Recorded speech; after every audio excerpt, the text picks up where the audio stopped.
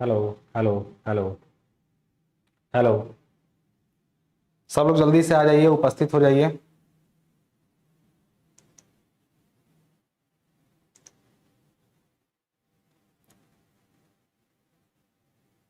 चलिए सब लोग जल्दी जल्दी से आ जाइए। तो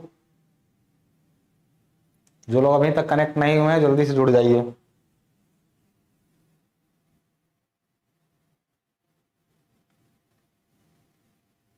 चलिए जो लोग रेगुलर वाले हैं अभी तक आ चुके हैं जल्दी से जुड़ जाएं, बाकी लोग भी। स्टार्ट किया जाए सेशन। क्या मूड है आज? उड़ा दिया जाए चैप्टर, खत्म कर दिया जाए आज। चलिए फटाफट चाहिए सब लोग। समय बहुत नहीं, 1 मिनट तक देख लीजिए सिलेबस को। ये मैंने अंडरलाइन लास्ट क्लास में किया था कि इसको यहीं से हम लोग बस ये वाला क्वेश्चन हम लोग को पढ़ना है। यानी सेकंड मोमेंट ऑफ एरिया हम लोग निकालेंगे स्टैंडर्ड एरिया का। और स्टैंडर्ड एरिया में कौन कौन है? रेक्टेंगल है, ट्रायंगल है, सर्कल है। ठीक है ना? ये हमें 3 निकालना है। उसके बाद कुछ जुड़े हुए सेक्शन का निकालेंगे और दोनों काम हम लोग आज ही कर लेंगे। ठीक है? आज हम लोग स्टार्ट करने वाले हैं अपना क्या टॉपिक हम लोग का आज का हो जाएगा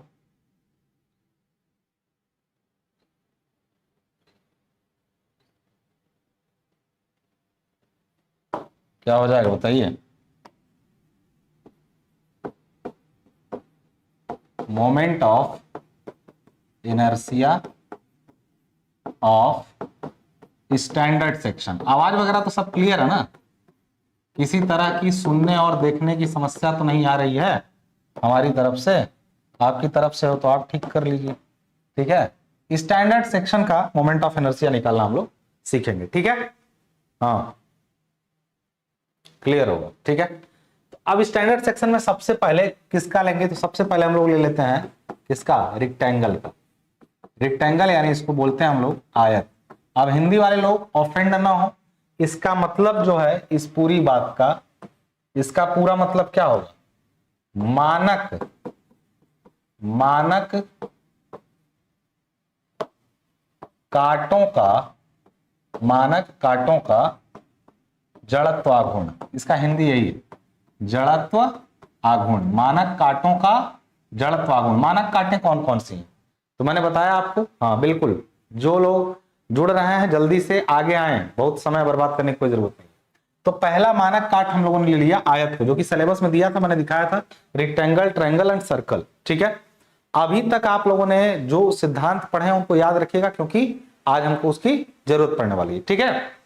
तो स्टार्ट करें इसको हम लोग। हाँ सब लोग आ जाइए। रेक्टेंगल यानी आयत के बारे में भी देखा जाए हम लोग, तो आयत क्या है हमारा देखिएगा जरा। तो आयत रहा ये आपके सामने। ठीक है? आयत ले लिया गया। हमें इसका मोमेंट ऑफ इनर्शिया निकालना है। किसी के भी अबाउट निकाल सकते हैं, किसी के भी अबाउट, चाहे बेस। सुनिए ध्यान से एक मजेदार बात। जैसे मान लीजिए आपको इसके सेंट्रॉइड के अबाउट चाहिए। मैंने आपसे कहा था कि किसी भी अक्ष के परितः निकाला जा सकता है। अब एक अक्ष यहां पर इसकी ये हो, एक अक्ष इसकी यहां पर ये हो गई। अब अगर आप इसके अबाउट इसका निकालना चाहते हैं मोमेंट ऑफ इनर्शिया, तो मैं आपको एक चीज बता दूं, आपको जाहिर सी बात है कोई एक पट्टी का निकालना पड़ेगा इसके अबाउट, फिर इंटीग्रेट करना पड़ेगा। और इंटीग्रेशन में लिमिट आपको माइनस प्लस से माइनस की तरफ जानी पड़ेगी। या तो आप बेस के अबाउट निकाल के फिर उसको उलट करके इसके अबाउट निकाल लीजिए, वो आपकी मर्जी है। ठीक है ना? आपकी मर्जी है। अब एक चीज यहां पर ध्यान दीजिएगा, मान लेते हैं मैं इसका, क्योंकि ऊपर नीचे एक समान है तो कोई दिक्कत नहीं है, यहां पर मैं इसको मान लेता हूं कि ये बी है इसकी चौड़ाई आयत की, और ये गहराई इसकी क्या है? वो डी है। देखिए आयत की जगह यदि वर्ग यानी स्क्वायर रहे तो दोनों एक ही माप हो जाएगी, बी बी या डी डी, जो आपकी मर्जी, फॉर्मूला वही होगा। ठीक है? तो बी और डी हमने माना है, और हम मान रहे हैं कि इसका जो सेंट्रोइडल एक्सिस है, ठीक है ना, इसका सेंट्रोइडल एक्सिस जो है वो आप निकाल के देख चुके हैं। अब मैं यहां पर लिखने जा रहा हूं कि इसकी सेंट्रोइडल एक्सिस यहां से d/2 पर है। तो कोई पूछेगा क्यों? तो मैं कहूंगा कि मैं तो डिराइव करके दिखाया था कि आयत का आधे पर। हाँ सर डाउनलोड वीडियो ऐप पर नहीं चल रहा है क्या? इसके बारे में शिव बाबू मौर्य ने जो कमेंट किया है, क्या इसके बारे में व्हाट्सएप पर कुछ भेजा गया था आज ग्रुप में? क्या इसके बारे में व्हाट्सएप ग्रुप में आज कुछ भेजा गया था? ये बता दीजिए मुझे।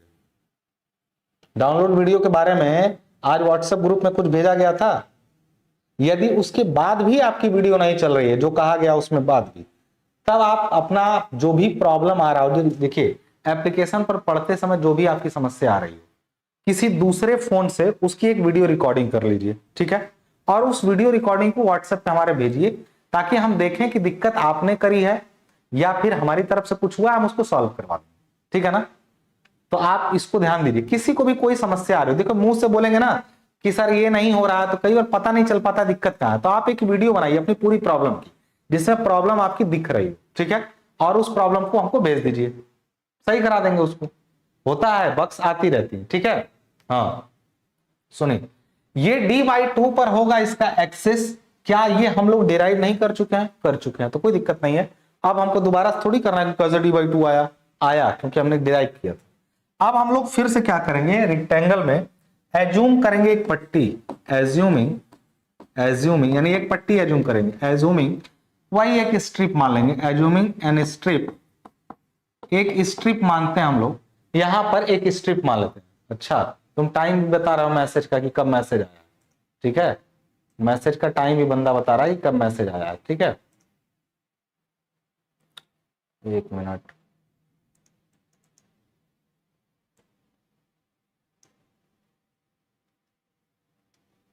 हाँ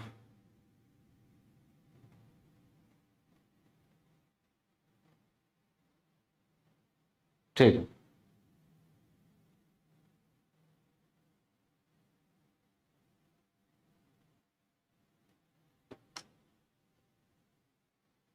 एक अटल मिश्रा है, वो कमेंट कर रहे हैं सर सिलेबस से ज्यादा पढ़ाइए प्लीज, एग्जाम में ज्यादा आता है।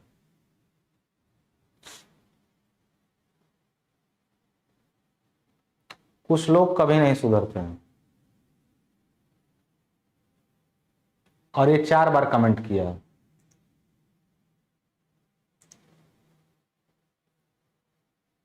ये वो लड़का है जो 20 बार फोन कर चुका है, 20 बार फोन किया, अभी 3 दिन पहले ये कोर्स ज्वाइन किया है, 20 बार फोन किया बिना पढ़े, ये खाली फोन मैसेज कर रहा है।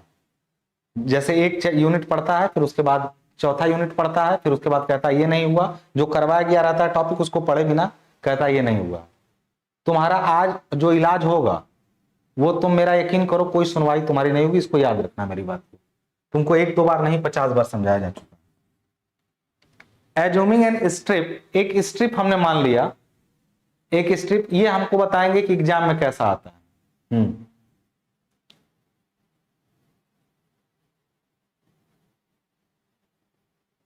ये पहली बार आज दिखे हैं और ये हमको आज आके बताए हैं कि सिलेबस से ज्यादा पढ़ाइए एग्जाम में आता है।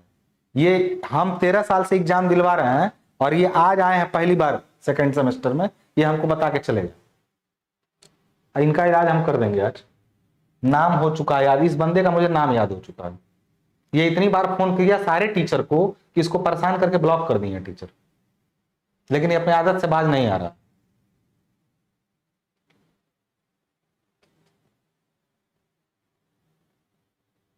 हम नहीं कमेंट कर पाएंगे वो, चलिए।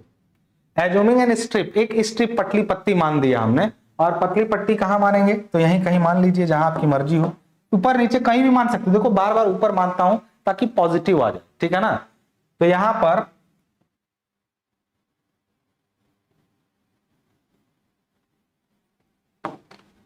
पर एक पतली पट्टी हमने मान ली, और उस पतली पट्टी को हमने वाई डायरेक्शन में है तो dy माना। बहुत देखो, d जब कभी भी आता है तो इसका मतलब यह है कि dy का मतलब यह होता है कि बहुत पतली पट्टी है, ठीक है ना। तो यहां पे उसकी मोटाई को न के बराबर मानना है, लेकिन कुछ तो मानना पड़ेगा, इसलिए डेल ऑफ y माना जाए। जानते हो पतला क्यों माना जाता है? कोई जवाब आप लोगों में से बताना चाहे तो बताए। बार बार हम लोग पतली पट्टी क्यों मानते हैं, इसका जवाब आप लोग बताएंगे? कोई भी आप लोगों में से बताना चाहे, अकेले से आदो बस करिए, हो गया। ये पतली पट्टी क्यों माना जाता है, बहुत पतली सी पट्टी ही बार बार मानने का रीजन क्या है, इसका कारण बताएंगे तब ना मैं जानूं कि आपको मैथ कितना आया, मैथमेटिक्स कितना समझे। देखो मैं वो सवाल करूंगा जो न तुम्हारे किताबों में सवाल रहेगा, न तुम उसका जवाब ज्यादातर लोग नहीं जानते रहेंगे, ठीक है। तो पतली पट्टी मानने का कारण बताइए, मोटी पट्टी क्यों नहीं मान लिए? अगर थोड़ा मोटाई कहीं मान लेते तो इसका एज्यूमिन स्ट्रिप। अब स्ट्रिप का कोई नाम देना हो तो दीजिए, नहीं देना हो तो मत दीजिए। अब पतली पट्टी माने तो उसकी एरिया कितना मान लिया, तो उसका कुछ नाम दे दीजिए ताकि अच्छा रहे। यहां पर इसका नाम माना हमने, यहाँ पे m बोल दिया, यहाँ पे n बोल दिया, ठीक है ना। At a distance y, integration के लिए ही मोटी क्यों नहीं मान सकते, strip mn at a distance y from x से y दूरी पर माना गया, x से y दूरी पर एक पतली पट्टी mn मानने पर, ठीक है ना। इंटीग्रेशन इसलिए क्योंकि बेटा अगर ये मोटा रहेगा ना, इसका भी एक सेंटर आने लगेगा। जैसे ही पतली को मोटा मानोगे तो उस पट्टी का भी एक सेंटर आने लगेगा। तुम इतना पतला मानो कि अच्छा एक बात बताओ, अगर पतली पट्टी मोटी होती, ऐसी होती, तो मान लो पट्टी यहां है, तो यहां तक दूरी y होती तो सेंटर की दूरी बढ़ जाती कि नहीं बढ़ जाती, नहीं समझे बात को। यहां से दूरी अगर y लेते पट्टी का, तो पट्टी के सेंटर का दूरी बढ़ जाता कि नहीं बढ़ जाता। लेकिन तुम पतली मानते हो तो तुम्हारा y दूरी पर ही सेंटर भी मान लिया जाएगा और y दूरी पर भी पट्टी भी मान ली जाएगी, इसलिए ऐसा किया जाता है। समझ में आ रही बात, क्लियर हुआ कि नहीं। तो तभी इंटीग्रेशन कर पाएंगे हम लोग। तो ये छोटी बातें जानते रहिए ताकि कल को दिक्कत ना हो आपको। अब एक चीज मान लीजिए, हमने मान लिया यहाँ पे डिस्टेंस y फ्रॉम x, अब क्या होगा, हम लोग उसका एरिया लेते हैं। तो एरिया ऑफ द स्ट्रिप कितना हो जाएगा, एरिया ऑफ द स्ट्रिप कितना हो जाएगा, तो वो हो जाएगा इसका चौड़ाई d इंटू मोटाई कितनी है dy, एरिया हुआ। अच्छा इसका मैं इसके अबाउट मोमेंट ले रहा हूं क्योंकि हमको पूरे का इनर्शिया चाहिए, बात समझ आ रही है ना। हाँ देखो इस पूरे का इसके अबाउट सेकंड मोमेंट चाहिए, नहीं समझे बात, सेकंड मोमेंट चाहिए इसी का। तो हम लोग क्या करेंगे, इस b dy का पहले पतली पट्टी का इस पर 2 बार मोमेंट ले लें, यानी b dy तो उसका एरिया हुआ, 2 बार मोमेंट ले लेंगे। यानी आप देखो मोमेंट ऑफ, या इसको हम ऐसे लिख दें सेकंड मोमेंट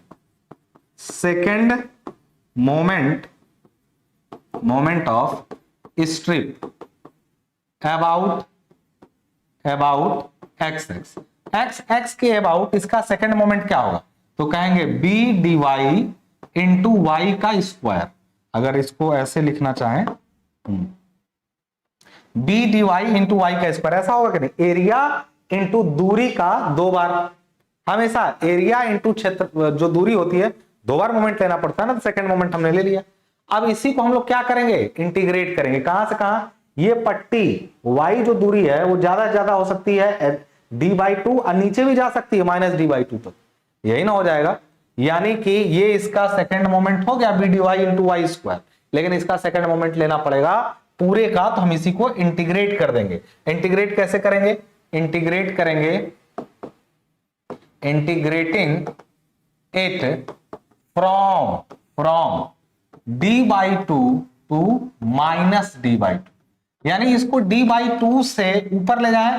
देखो पट्टी कवर करनी चाहिए पूरे को, यानी ऊपर d/2 तक ऊपर गए और -d/2 तक नीचे आ गए, यानी हम जहां थे उससे ऊपर और नीचे गए, तो इसको इंटीग्रेट कर देंगे उसी लिमिट तक। तो उस पट्टी का ये सेकंड मोमेंट है तो पूरे का आ जाएगा, यानी क्या हो जाएगा, इंटीग्रेशन ऑफ -d/2 से लेके d/2 तक किसका, उसी b dy into y square का। अब बताना एक चीज ध्यान से, जो चीज कांस्टेंट है, चौड़ाई है b जो कि कांस्टेंट है, उसको बाहर निकाल लीजिए चुपचाप, यहाँ पे चुपचाप बाहर निकाल लीजिए, यानी यहाँ पे इसको बाहर निकालें तो आ गया b और अंदर बचा -d/2 और y स्क्वायर dy, यही ना आ जाएगा।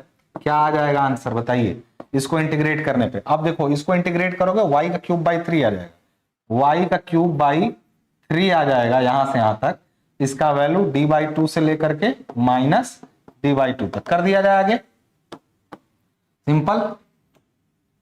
क्या हो जाएगा वैल्यू, यानी यहां पे तो इसका वैल्यू रख दो, एक बार यहां d/2 रखना पड़ेगा, एक बार -d/2 रखना पड़ेगा, तो क्या आ जाएगा बंधु, आएगा, इसको ऐसे बंद कर लो, आएगा यहाँ पे b इंटू, अब देखो यहाँ पे पूरा इसी के अंदर 2 चीजें होंगी, एक बार आएगा d/2 का क्यूब बाई 3, देखो प्लस वाला रख दिए, y का क्यूब बाई 3, तो y की जगह पर d बाई 2 बाई, अब माइनस रख देंगे, माइनस d बाई 2 का क्यूब और बाई 3, यही ना हो जाएगा? तो कोई दिक्कत है बताइए?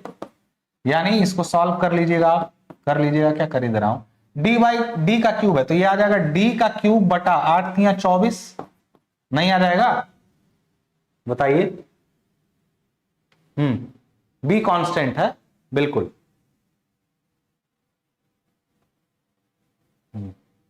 ये 3 को भी यदि कॉमन निकाल लेते तो ठीक ही रहता, कैलकुलेशन आसान हो जाती, लेकिन चलिए कोई दिक्कत नहीं है।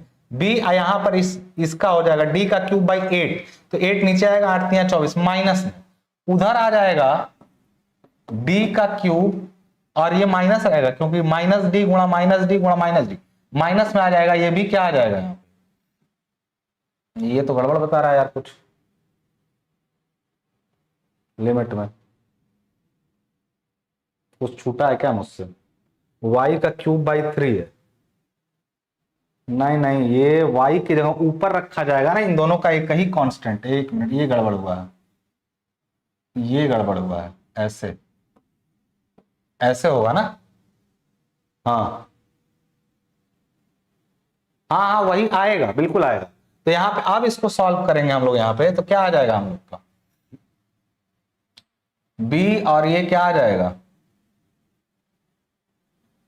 d का क्यूब बाई, यार इसको बाहर कर दो, कैलकुलेशन हमको परेशानी कर दे रहा है ये हमको बाहर करो ना तो हम उलझ करके कैलकुलेशन मिस्टेक कर देंगे। 3 को बाहर कर लो सीधे, तो b बाई 3 हो गया, अंदर बचा y का क्यूब और उसका लिमिट लगा लो तुम लोग, तो y का मतलब क्या आ जाएगा d बाई 2 का क्यूब और माइनस माइनस d बाई 2 का क्यूब, यही ना आ जाएगा? बताइए।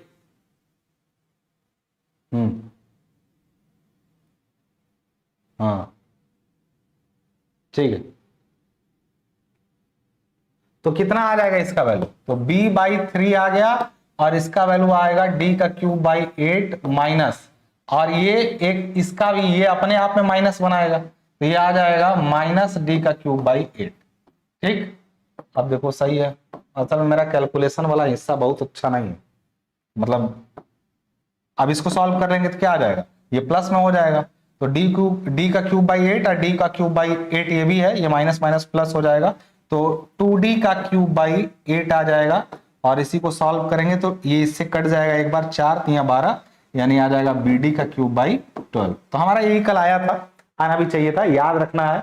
डेरिवेशन आ गया तो ठीक है, अदरवाइज बहुत इंपॉर्टेंट नहीं है, ये आ गया तो करना पड़ेगा। आपके लिए इंपॉर्टेंट क्या हो मैं बताता हूं, हाँ ठीक है, आलोक कोई दिक्कत नहीं। तो आपका ये आ गया, किसका, इसका पूरे का, एक पट्टी को इस पर निकाले, उसको इंटीग्रेट किए तो इस पूरे आयत के रेंज में ले गए इसको, तो उसका बीडी क्यूब। अच्छा, अगर ऐसा होता कि मुझे इस एक्सिस के अबाउट न निकाल के अगर मुझे इस एक्सिस के अबाउट निकालना होता, तो एक सवाल यहां पे, अगर ये एक्स की जगह पर वाई निकालना होता तो फिर पट्टी हम कहीं यहां माने होते, उसका लेते ऐसे और फिर उसको यहां से यहां तक इंटीग्रेट करते। हाँ ठीक है, चलिए धन्यवाद युवराज। तो मैं ये कह रहा हूं कि इसका आई एक्स एक्स जो आया एक्स एक्स के अबाउट, वो आ गया बीडी का क्यूब बाई 12, ठीक है ना, वो आ गया बीडी का क्यूब बाई 12। अब एक चीज बताइए, इसी तरीके से अगर वाई वाई एक्सिस के अबाउट इसका निकालना होना होता तो सिमिलरली अगर हम लोग इसको करें इसी तरह, तो आई वाई वाई जो होगा वो हमेशा डी बी का क्यूब बाई 12 आ जाएगा। करके देखना चाहें तो कर भी सकते हैं, ठीक है ना, करके देखना चाहें आप तो कर भी सकते हैं। अब एक चीज यहां पे और नोटिस कर लीजिएगा, किसका क्यूब होना है तो हमेशा ध्यान रखिएगा याद करते समय फार्मूला, कि आपको अगर इस अक्ष पे चाहिए इसके अबाउट तो दूसरी अक्ष का क्यूब करिएगा, ये ध्यान रखिएगा। जिस अक्ष के अबाउट चाहिए, एक्स के अबाउट चाहिए, तो वाई का क्यूब आ रहा है। देखिए, मतलब अगर आपको ऐसे समझिए कि अगर हमको आई एक्स एक्स चाहिए तो बी और डी में से किसका क्यूब होगा, दूसरी वाली का, यानी बी डी का क्यूब हुआ। और जैसे ही हम वाई वाई का किए कि वाई वाई के अबाउट कितना होगा, तो अब इस वाले मतलब जो एक्स एक्स वाली दूरी है उसका क्यूब होगा, यानी डी वैसे का वैसा इसका क्यूब करेंगे। तो ये चीज आप सबको याद हो जाएगी कि नहीं, बार बार रिपीट करना पड़ेगा? बताइए।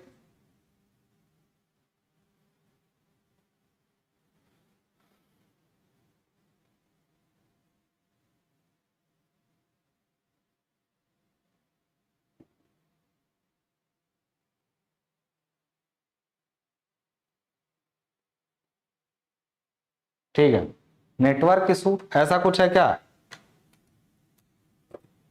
सब तो सही दिख रहा है यार।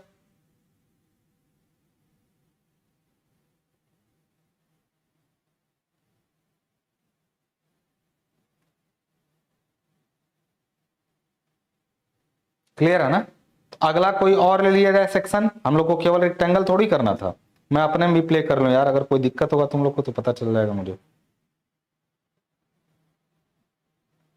सब सही है, यहाँ चल रहा है, आपके में दिक्कत होगी। ठीक है, चलिए आप देखिएगा यहाँ पे इसी तरीके से हम लोग दूसरा ले लें कोई, यानी कि हम लोग अब की क्या ले लें, अपने से ट्रायंगल ले लिया जाए। ट्रायंगल ले लिया जाए, ये रहा अपना ट्रायंगल।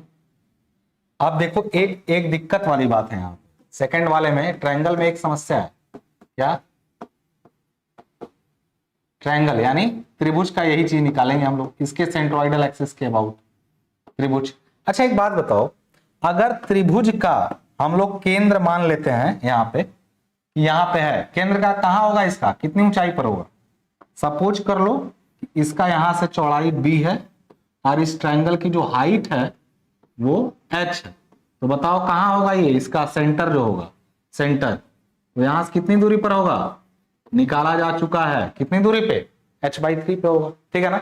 अब एक बात बताइए, अगर तुम इसके समझना ध्यान से, अगर इसके अबाउट तुम सोचो ऊपर एक पट्टी मान के उसको इंटीग्रेट करें, तो कैसे इंटीग्रेट करोगे? मेरा कहने का मतलब है ऊपर जाते जाते ये धीरे धीरे पट्टी छोटी होती जा रही है, तो चलिए सर पट्टी छोटी हो रही है तो जैसे सेंट्रॉइड निकाले तो वैसे निकाल लेंगे। एक दिक्कत, इसके ऊपर तो त्रिभुज दिख रहा है, पट्टी छोटी होती जा रही है, लेकिन इसके नीचे पट्टी बड़ी होती जा रही है और त्रिभुज की जगह समलंब बन रहा है। नहीं समझे बात? आप एक जैसे वो आयत था एक जैसा था तब ना उसको इंटीग्रेट कर दिए उसके रेंज में। अगर तुम यहां कोई पट्टी मान के यहां से दूरी पर ले लो तो दिक्कत हो जाएगी तुमको निकालने में। रीजन जानते हो क्या है? क्योंकि इसके पट्टी को अगर तुम यहां से लेते हो कि चलो हम यहां तक ऊपर जाएंगे या नीचे लिमिट लगा देंगे h/3, ऊपर 2h/3, जैसे ये दूरी कितनी बचती है? ये बचती है 2h/3 और ये नीचे h/3, तो तुम सोचोगे कि पट्टी यहां से ऊपर तक जाएगी या यहां से नीचे h/3 तक जाएगी, लेकिन ऊपर की बनावट और नीचे की बनावट सिमिलर नहीं है, तो वही पट्टी का फार्मूला काम नहीं करेगा। तो ऐसा जगह से पट्टी उठाओ जहां एक जैसी चीजें हो, तो मैं करूंगा क्या, यहां पर इसका ध्यान से समझना क्या जुगाड़ निकाला जाएगा। हम लोग बेस से निकाल लेंगे, बेस से पहले निकालेंगे कि इसके अबाउट ओ हम इसको मान लेते हैं और ये मान लेते हैं कि x x, ठीक है ना? तुम कुछ भी मान सकते हो अपने अकॉर्डिंग। हम लोग बेस से ऊपर यदि नजर डालें तो पूरा एक जैसा ट्रायंगल ही ट्रायंगल दिख रहा है ऊपर तक, तो बेस पर हम लोग मोमेंट ऑफ इनर्शिया निकाल लेते हैं, फिर बेस को पैरेलल एक्सिस थ्योरम से यहां ट्रांसफर कर लेंगे, तो कोई दिक्कत तो आएगी नहीं। यानी हम लोग करेंगे क्या, पहले एक पट्टी यहां पे मानेंगे, यहां पे एक पट्टी मानेंगे, कहां से? केंद्र से नहीं मान रहे हैं हम इसको हम नीचे से मान रहे हैं। क्यों नीचे से मान रहे हैं, मैंने वजह भी बताई कि y दूरी पर एक पट्टी मानेंगे बेस से, ताकि उसका इंटीग्रेशन हमारे लिए आसान हो।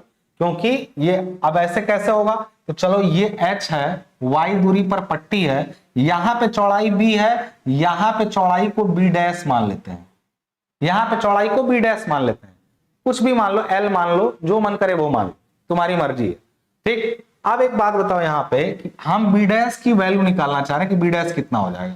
तो हम लोग एक चीज जानते हैं कि बेस यहाँ पे b' और इसकी ये ऊंचाई कितनी बची यहां से यहां तक, तो ये बचा h-y, बचा कि नहीं? यहां से यहां तक अगर y है तो ये कितना बचा, h-y। तो अगर हम लोग लिखें यहां पे इन सिमिलर ट्रायंगल, कौन कौन सा सिमिलर ट्रायंगल है? मान लो इसको पॉइंट नाम देते हैं ए बी सी और इसको डी ई, तो ट्रायंगल दो बने ए बी सी एंड इधर बचा डी ई सी, दो ट्रायंगल है, सिमिलर है, समान है।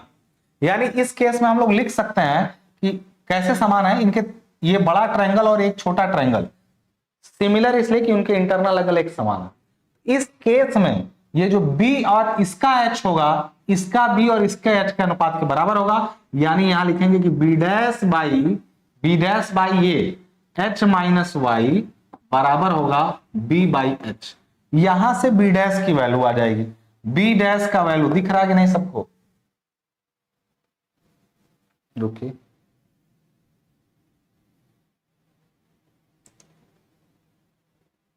दिख रहा है। b डैश बराबर जो आ जाएगा h minus y by h into b हो जाएगा। ये चीज याद रखिएगा, आपको अभी इसकी जरूरत पड़ेगी कि b डैश की वैल्यू कितनी हो जाएगी। ठीक है ना, सबको क्लियर है? b डैश बराबर h minus y by h into b हो जाएगा, इसको याद रखिएगा। अब ये दिक्कत है कि ये पट्टी यदि नीचे गई होती तो ये फॉर्मूला काम नहीं करता उस पट्टी के लिए, सिर्फ ऊपर के लिए है, क्योंकि ऊपर ट्रायंगल बन रहा है। समझ गए कि नहीं? बात क्लियर है? अब देखिए ट्रायंगल में हम लोग आगे का काम करते हैं। अब हम लोग इस पट्टी का चौड़ाई जान चुके हैं जो बी डैश है, इसकी मोटाई dy मानना है, वो जो कि हमेशा से मानते आए हम लोग। तो मोटाई इसकी क्या मान लेंगे? यहां से यहां तक, ये मोटाई यहां से यहां तक आप लोग जानते हैं ये क्या है? dy। तो यहां से हम लोगों ने कह दिया क्या, यहां से कि अब फिर से वही मानना उनना उतना नहीं करेंगे। सपोज कर लिया हमने, सपोज या एज्यूमिंग कर दिया हमने। एज्यूमिंग यानी माना, assuming strip b at a distance y from O, या किसको ए बी कह दीजिए, ए बी से y दूरी पर एक पट्टी हमने मानी d, उसका एरिया कितना हो जाएगा? एरिया है b dash into d y, यानी b डैश की वैल्यू रखे तो h minus y upon h into b into इसका dy। ये हुआ उस पट्टी का एरिया। हाँ, फर्स्ट लाइन बी। अच्छा, फर्स्ट लाइन ये वाली बेटा देखो, जब दो त्रिभुज एक समान, सब लोग इसको समझ लो, दो त्रिभुज एक समान हो, देखो ये देखो सब लोग ध्यान समझना, ये दो त्रिभुज बने, एक बड़ा एक छोटा, सब लोग सुन लो ध्यान से। देखो ये एंगल आपस में बराबर है, ये एंगल आपस में बराबर है, और ये तो दोनों का एक कॉमन एंगल है। तो बताओ इस त्रिभुज के और इस त्रिभुज के तीनों कोण आपस में बराबर है कि नहीं? मतलब इसका वो कोण, इसका ये कोण आपस में बराबर होता है। आपने ज्योमेट्री यदि पढ़ी है तो इसको बोलते हैं समरूप त्रिभुज या सिमिलर ट्रायंगल। क्या बोलते हैं? समरूप त्रिभुज या सिमिलर ट्रायंगल। खुशी करिए, गुड मॉर्निंग, अभी जगी हो खुशी? तो बेटा ऐसे त्रिभुजों में ये अगर बाहर भी होता, ऐसे होता और इसी के सिमिलर होता, तो इसकी चौड़ाई और ऊंचाई का अनुपात उसकी चौड़ाई और ऊंचाई के अनुपात के बराबर होते। यानी इसकी हाइट यदि h है और इसकी हाइट मान लो h डैश है, लेकिन चूंकि उसकी हाइट वहां h माइनस वाई है तो मैं वही लिख दे रहा हूं। तो इसकी चौड़ाई ऊंचाई का अनुपात मान लो है b बाई एच, और इसकी चौड़ाई अनुपात b बाई बी डैश अपॉन इसकी ऊंचाई कितनी? h minus y. ये सिमिलर ट्रायंगल का रूल होता है कि दो त्रिभुज समरूप हो तो उनके सिमिलर भुजाओं का अनुपात आपस में बराबर होता है। क्या ये बात सबको समझ में आई जो अभी लिखा हूं?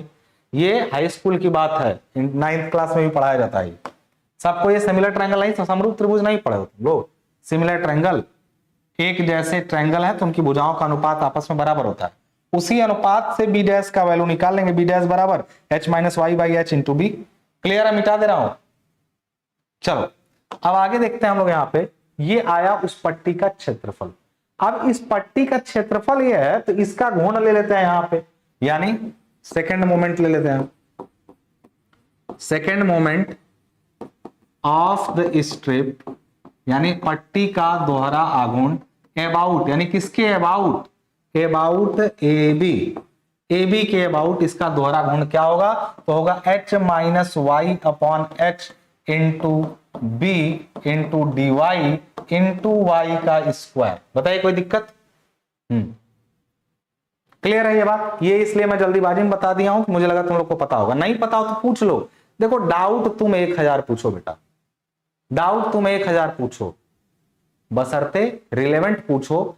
उल जलूल दुनिया भर की बातें मत करो। यहां जो चल रहा है उससे रिलेटेड डाउट पूछो। क्या होगा भविष्य में, कैसा होगा, वो सब मत बात करो, वो हम पर छोड़ दो। तुम अपना आज का कर्म करो, आज की क्लास कंप्लीट करो। फ्यूचर क्या होगा, क्या हुआ, तुम सब छोड़ दो, हम उसके लिए हैं। तुम्हारी चिंता तुमसे ज्यादा हमको है, और दो ही लोग तुम्हारी चिंता करते हैं, माँ बाप और टीचर। किसी और को तुम्हारी कोई परवाह नहीं है। समझ गया कि नहीं ये बात, कि इसका ए बी के अबाउट जो मोमेंट लिया गया वही आया। अच्छा देखो, हम लोग जब मोमेंट निकालेंगे इसका, तो वो इसी के अबाउट आएगा इंटीग्रेट करने पे, बाद में हमको उसको ट्रांसफर करना पड़ेगा। ठीक है ना, क्लियर है। यानी कि अब इसको हम लोग इसलिए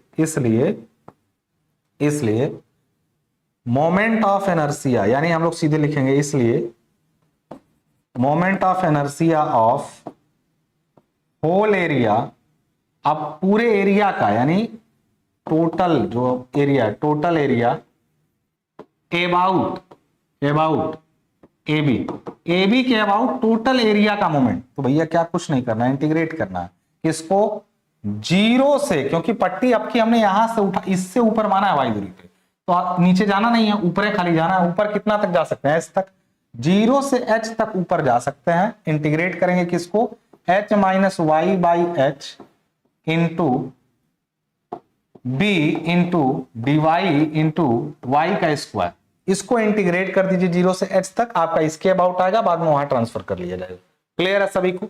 यानी कि यहां पे हमने कर दिया क्या, देखिए यहां पर हमने इंटीग्रेट, पहले तो जो कांस्टेंट हमको निकालो, बी और एच, दो चीजें जो त्रिभुज के अंदर बदलने वाली नहीं है, उनको बाहर खींच लो, बी और एच को। H minus y into y square, b by h को बाहर कर लेते हैं, बराबर आ गया हमारा, बी बाई एच बाहर हुआ, बचा जीरो से एच, और यहां बचा आपका h minus y into y का स्क्वायर इंटू डी वाई, यही ना बच रहा है, वाई का स्क्वायर डी वाई, और बी बाई एच बाहर एच माइनस, यही ना आ जाएगा। अब इसको इंटीग्रेट कर दो, डी बाई एच, देखो इसको पहले मल्टीप्लाई करना पड़ेगा तब हो पाएगा कुछ, यानी ये आ जाएगा h y square minus y का क्यूब इंटू आ जाएगा डी वाई, यही ना। अब करते हैं हम लोग बी बाई एच और सीधे कर ही डालते हैं, तब जीरो से एच तक, तो जीरो है तो एक लिमिट जीरो है तो घटाने वाला कहानी खत्म, खाली एच बचेगा। इसको पहले इंटीग्रेट कर देते हैं, इंटीग्रेट करेंगे तो ये बचेगा एच वाई का क्यूब बाई 3 माइनस वाई का पावर 4/4, और यहां से हो गया जीरो से, यही ना, यानी बी बाई एच, और यहां पर आ जाएगा आपका, रख देते हैं हर जगह पर एच इसके जगह पर, तो यह आ जाएगा एच के पावर 4, यहां पर रख रहा हूं बाई 3 माइनस एच के पावर 4/4, यही आ गया ना। यानी कि वैल्यू जो हमारी आ रही है b बाई एच, और ये इसको सॉल्व करिए, 4 3 12 हो जाएगा, ये हो जाएगा 4h का पावर 4, ये हो जाएगा 3h के पावर 4/12, यानी आ जाएगा यहां पर ये आपका h के पावर 4/12, यही ना बचेगा। तो यहां से आ जा रहा है bh का पावर 3/12, ये ट्रायंगल का आया है क्या, IAB, यानी OO जिसको कह सकते हैं, AB के अबाउट कहिए, AB या इसका नाम O दिए थे, जो आपकी मर्जी। AB बराबर आया BH का क्यूब बाई 12। समझ में आई कि नहीं बात यहां पे। लेकिन क्या फार्मूला ये होता है ट्रायंगल का, क्या ट्रायंगल का फार्मूला ये होता है, बताइए। हाँ, ट्रायंगल का फार्मूला ये नहीं था सर, आपने ये तो बेस के अबाउट आया। अब नाउ अप्लाइंग क्या, parallel axis theorem, parallel axis theorem हमने यहां पर अप्लाई किया।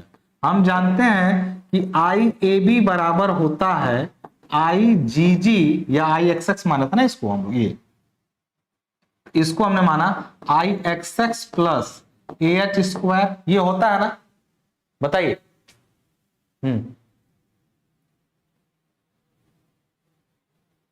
पृथ्वी क्या नहीं समझ में आया, त्यागी जी क्या नहीं समझ में आया बताइए, कौन सा लाइन कहां पे दिक्कत किया, तो रुक के सोचो यार। इंटीग्रेशन में अगर दिक्कत आ रही है तो कैलकुलेशन चाहिए, मेरा भी गलती हो जाता है, ऐसा नहीं है, बट ये अच्छा गलती ये इसलिए होता है ना कि मैं रट के नहीं आता हूं, इसको यही करता हूं तुम्हारे सामने, तो बहुत सोच के नहीं करता हूं। आप तुम मेरे साथ रहते हो तो बता दिया करो, वैसे गलती नहीं है फिलहाल में, जो आना चाहिए वो आया। देख लो कहां दिक्कत आ रही है, एक बार मिला लो, ये आई x X plus A H square करेंगे तो आई ए बी। अब चूंकि हमें आई ए बी ही पहले से पता है, हम जानते हैं कि ये बी एच का क्यूब बाई 12 है बराबर आई एक्स एक्स है, और प्लस में area of triangle half b h into h का स्क्वायर। बताइए ये सही है? ये जो अभी लिखा हूं वो क्लियर है?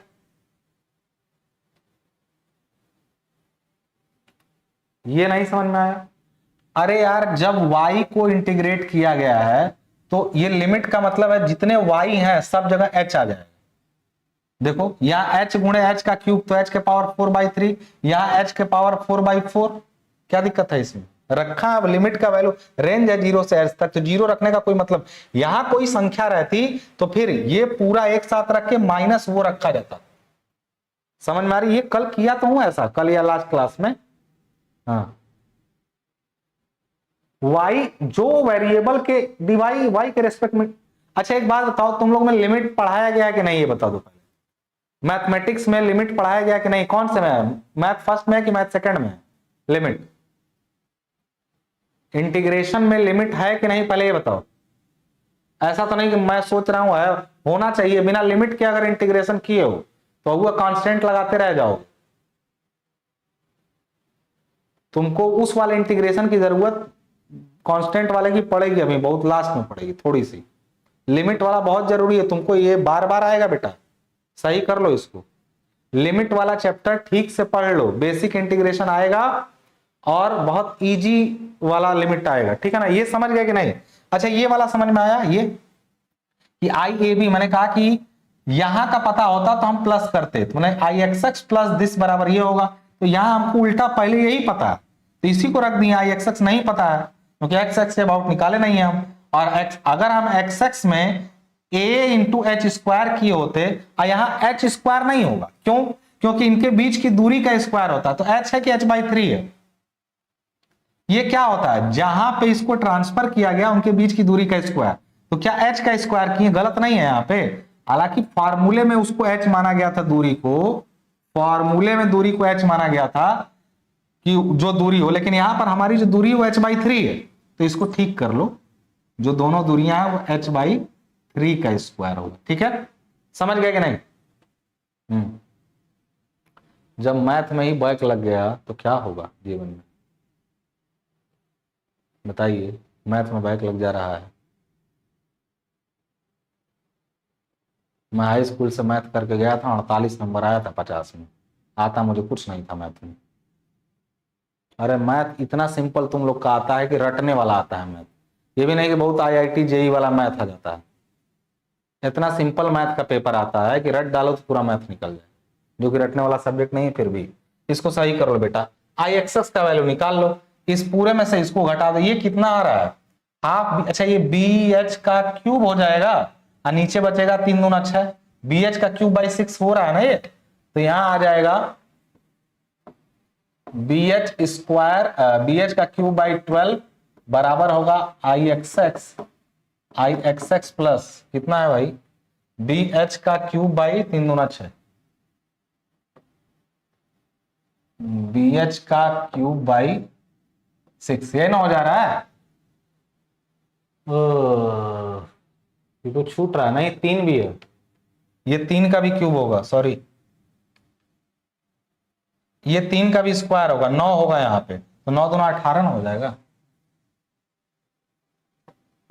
18, ठीक है ना? यानी अब यहाँ पर आई एक्स एक्स का वैल्यू जो आएगा वो बराबर आएगा b h cube by 12 minus, इसको इधर भेज रहे हैं इधर, तो आ जाएगा बी एच का क्यूब बाई क्या 18, यह आ जाएगा इन दोनों का एलसीएम 36, यह आ जाएगा 3bh का क्यूब माइनस 2bh का क्यूब, यही ना? यानी आई एक्स एक्स बराबर आया 3 में से 2 गया तो bh का क्यूब बाई, ऐसा ही कुछ था हम लोगों का। बताओ भाई, ट्रायंगल का सही है? आता नहीं था, रट के गए थे मैथ। मैथ तो आता नहीं था, रट के गए थे। तुमको अब एक मजेदार बात बताऊं, मैं अच्छा अपने बारे में कभी कुछ बताया हूं कि मैं कब टॉपर हूं क्या हूं, ऐसा कुछ बताया हूं? पहले हाई स्कूल में ना तुमको एक छोटी सी कहानी बता दूं, 2 मिनट वाली, ज्यादा देर वाला नहीं लूंगा। हाई स्कूल में पहले हर, जैसे हिंदी होता था paper, English, math, science, social science और एक ड्राइंग होता था, तो सबके 2-2 पेपर होते थे ना, याद है कि नहीं किसी को? साइंस में तो 3 पेपर होते थे, सोशल साइंस में 2 और ड्राइंग में 1, मिला के 12 पेपर होते थे हाई स्कूल में। आपको ये बात मालूम है ये कब की घटना है? आप लोग जब से जानते होंगे अपने होश में, तब से आप लोग जानते होंगे कि 1-1 पेपर होता है। ये कितने लोग ऐसा जानते हैं कि ऐसा होता था? उस समय मैथमेटिक्स, अच्छा उस समय जो प्रैक्टिकल में 30 नंबर जुड़ता है वो नहीं जुड़ता था, पूरा 100 नंबर का 50-50 नंबर का 2 पेपर होता था। मैथमेटिक्स में 50-50 नंबर के 2 पेपर होते थे, सबका इसी तरह था, केवल ड्राइंग 100 नंबर में होती थी। ये जो साइंस है इसमें फिजिक्स, केमिस्ट्री और बायोलॉजी 3 पेपर होते थे अलग अलग, 35-35 और 30। मैं बता रहा हूं उस समय मेरे एक में 46 और दूसरे में 49 मार्क्स थे, यूपी टॉपर 95 मार्क्स के साथ मैथ में। आज 95 बहुत इजी है, उस टाइम पूरा नंबर आपको पढ़ के लाना पड़ता था। उस टाइम का मैं मैथ में यूपी टॉपर था। आपके जमाने में नहीं होता था, तुम्हारा जमाना चल रहा है।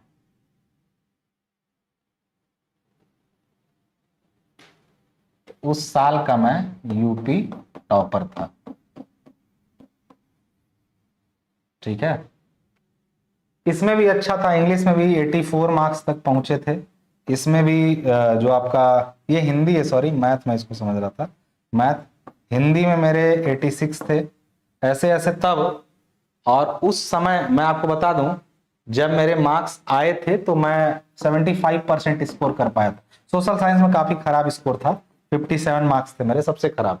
ड्राइंग में भी थोड़ा खराब। 75 मार्क्स जब मेरे, अच्छा मेरे 95 थे तो मेरे बाद वाले के कितने होंगे जो मुझसे कम नंबर लाया होगा? तो 95 के नीचे फिर सीधे 86 था, आसपास कोई था ही नहीं कि किसी का 94 आ जाए, 92 आ जाए, वैसा नहीं था, सीधे 86 था, उसके बाद सब लोग नीचे।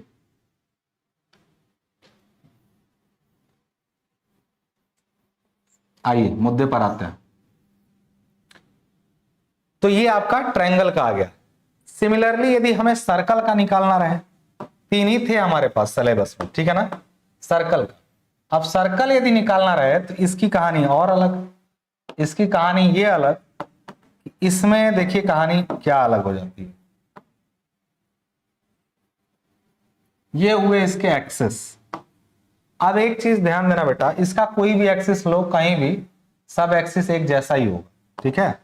इसका मान लो ये एक्स एक्स है और ये इसका वाई वाई है, ठीक है। सर्कल ले लेते हैं, यानी सर्कल मतलब हमने ले लिया क्या, वृत्त, ठीक है। अब वृत्त में देखो, ये सब में ये था कि ट्रायंगल जो है वो ऐसे है, पूरा मान लो ऐसे घूम रहा है किसी एक्सिस के अबाउट, ठीक है ना। इस तरह से ट्रायंगल है अगर, तो ऐसे घूम रहा है, ठीक है। तो यहां पर इसकी ये एक्सिस मान लो है। देखो ये बात जो बताने जा, मैं डेरिवेशन यार करा दूंगा, तुरंत आ जाएगा, लेकिन जो अभी बता रहा हूं वो तुमको कहीं और नहीं मिलेगा। मेरी बात मानो, कल को तुम मुझे दुआ दोगे, मुझे पढ़ते समय तुम कहोगे बड़ा बोरिंग है, काम की बात करता है, बकवास इधर उधर कहता, ये नहीं होता है। तो मैं तुमको इसलिए बता रहा हूं कि जो चीज 10 साल लगे मुझे जानने में, तो तुम आज ही जान लो ना, क्यों इंतजार करना उतने समय का। आज समझ लो, डेरिवेशन तुम किताब में देख लोगे, रट भी लोगे, हो जाएगा। देखो ये ट्रायंगल ऐसे घूमता है इसके अबाउट, जाहिर सी बात है। और आयत रहता है रेक्टेंगल, तो वो भी घूमता है ऐसे। सर्कल भी यदि रहेगा तो ऐसे घूमेगा। अच्छा, जिसके अबाउट घूमता है उसी के अबाउट निकाला जाएगा। अब सर्कल में समस्या ये है कि अगर यहां पर एक पट्टी मान ली जाए, यहां पर एक पट्टी मान ली जाए, तो उस पट्टी को यार उसकी चौड़ाई निकालना बड़ा मुश्किल काम है। निकल भी जाएगा अगर चौड़ाई, तो फिर उसका मोमेंट लेना और एक मुश्किल टास्क हो जाएगा हमारे लिए। तो इसका एक कहानी हम लोग ये करते हैं ना, कि इसका ना ये जेड एक्सिस के अबाउट निकाल लेते हैं हम। इसका हम लोग जेड एक्सिस के अबाउट, ये जो तीसरी एक्सिस है उसके अबाउट मोमेंट ऑफ इनर्शिया निकाल लेते हैं, फिर बाकियों के अबाउट अपने आप आ जाएगा। देखना कैसे, ये इसकी जेड एक्सिस है, ठीक है, ये इसकी जेड जेड एक्सिस है, और हम लोग इसका पहले ही मोमेंट ऑफ इनर्शिया मानेंगे कि सर्कल ऐसे ऐसे नहीं घूम रहा है, ऐसे ऐसे ऐसे घूम रहा है, ऐसे मतलब देखो ऐसे इसके अबाउट घूम गया, ऐसे ऐसे घुमा तो इसके अबाउट, अगर ऐसे नचने लगा चक्र की तरह, तक चक्र की तरह नचने लगा यदि, तो ये जेड एक्सिस के अबाउट घूम गया, ये एक्सिस है जेड वाली, ठीक है। यानी कि हाँ, यानी कि हम इसको मानेंगे कि इसके चारों तरफ एक पट्टी है, यहां पे ऐसे एक पट्टी हमने इसके चारों तरफ मानी, ठीक है, ये पट्टी हमने इसके चारों तरफ मान ली इसका, ठीक है।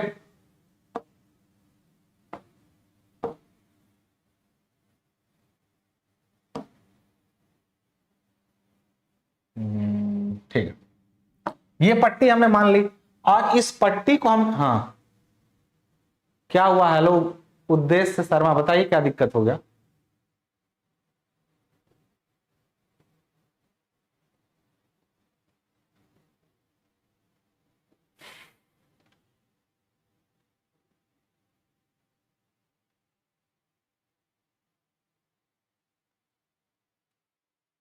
बोलिए भाई। अब मान लीजिए इस पट्टी का रेडियस हम लोग मान लेते हैं कि आर है, इस पट्टी का रेडियस हम लोग मान लेते हैं यहां से यहां तक कि आर है, ठीक है।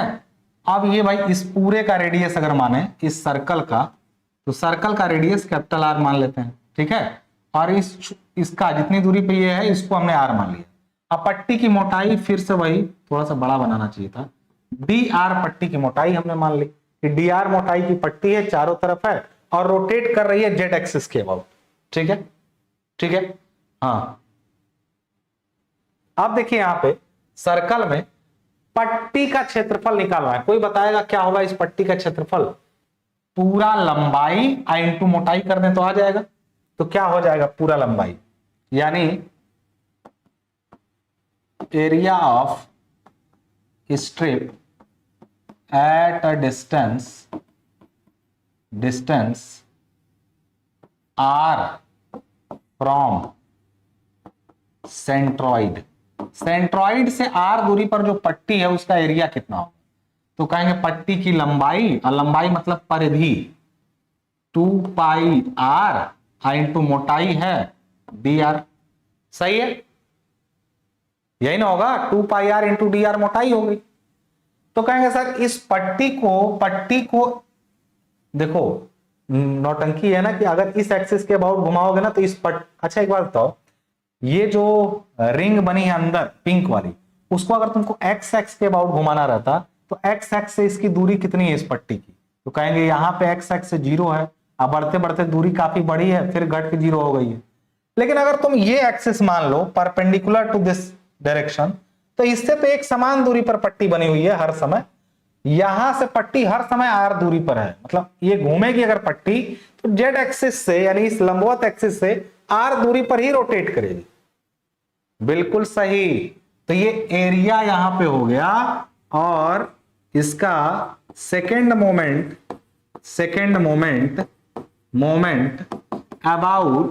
अबाउट जेड एक्सिस से एक समान दूरी आर पे बना हुआ है, लेकिन बाकी एक्सिस को टच कर दे रहा है, जैसे एक्स को काट दे रहा है, जैसे पीछे क्या था ना,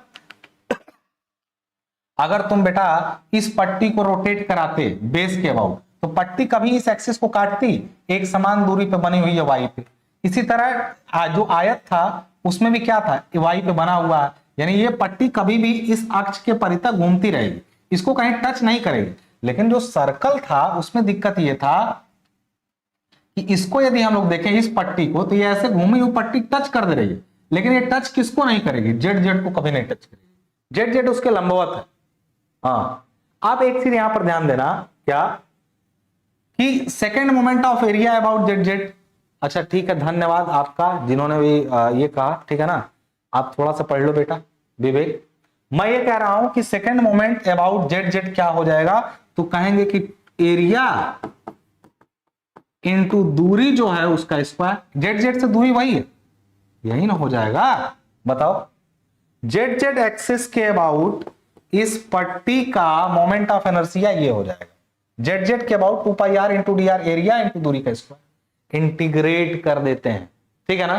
कैसे, ये पट्टी यदि आर को हम शून्य कर दें और कैपिटल आर तक ले जाएं तो ये पूरी पट्टी कवर कर देगी इस पूरे एरिया को।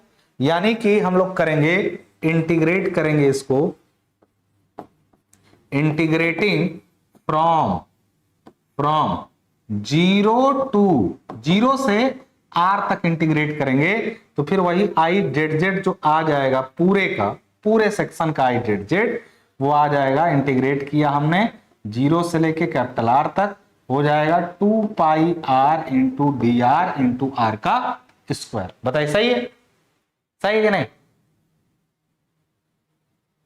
ठीक है। यानी कि अब आगे हम लोग, अच्छा इसमें से क्या क्या कांस्टेंट है, 2 पाई कांस्टेंट है, आर चेंज हो रहा है तो ये आर का क्यूब डी आर बचेगा। यानी आई जेड जेड जो हम लोग का आ रहा है वो 2 पाई कांस्टेंट हो गया, ये बदला जीरो से लेके आर तक, और क्या बचा अंदर 2 पाई निकला, आर का cube into D R, R का क्यूब इंटू डी आर, यही बचा।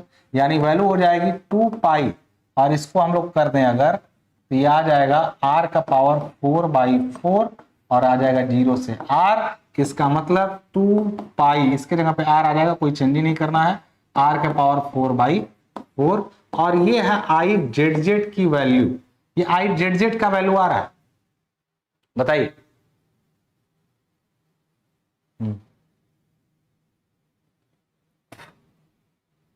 2 पाई कौन सा, यानी इसको काट दिया हमने तो क्या बच जाएगा, पाई आर का पावर 4/2, यही बचेगा, यही आई जेड जेड का वैल्यू आएगा ना।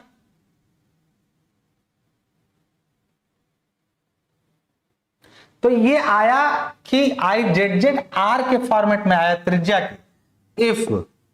If D is the diameter, D is the diameter, अगर डी को हम डायमीटर मान लें, डी डायमीटर है तो भाई डी बराबर, तो या हम लोग लिखें कि आर बराबर होगा d/2 होगा कि नहीं।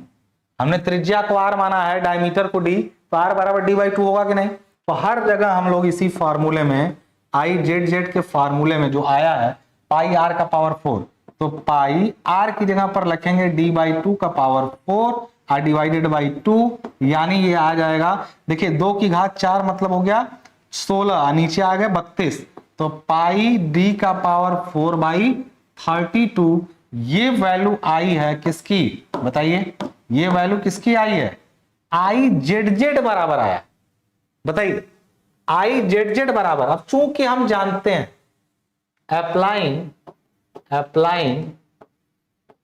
परपेंडिकुलर एक्सिस थ्योरम, हम लोग जानते हैं परपेंडिकुलर एक्सिस थ्योरम यदि लगाया जाए, एक्सिस थ्योरम, तो लास्ट क्लास में हमने चिल्ला चिल्ला के कहा था कि जो आई एक्स एक्स और प्लस आई वाई वाई को जोड़ा जाता है तो आई जेड जेड आता है, आई जेड जेड आता है, यही तो परपेंडिकुलर एक्सिस थ्योरम था।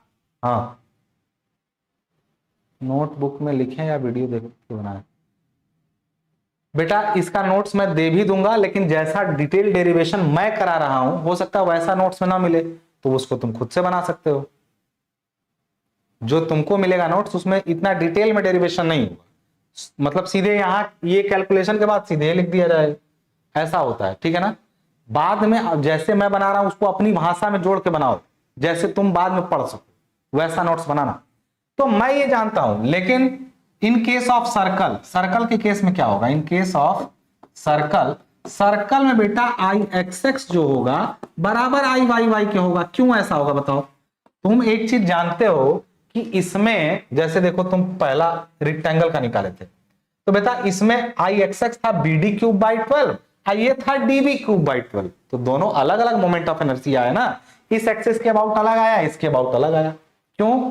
क्योंकि इसका BD³/12 था, इसका DB³/12 था, D का क्यूब और D B का क्यूब, यही ना आया।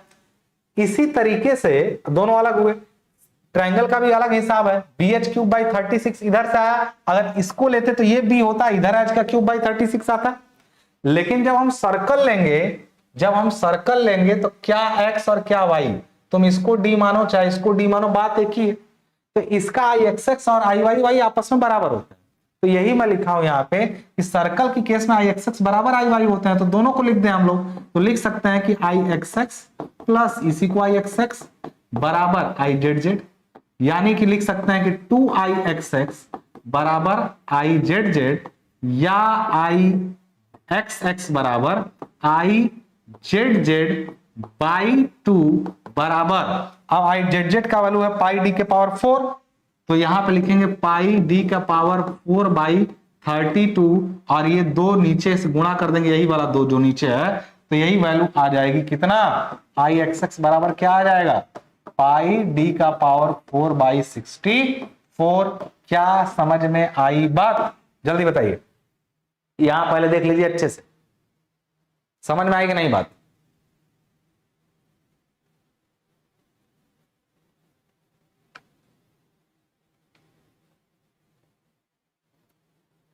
आया कि नहीं?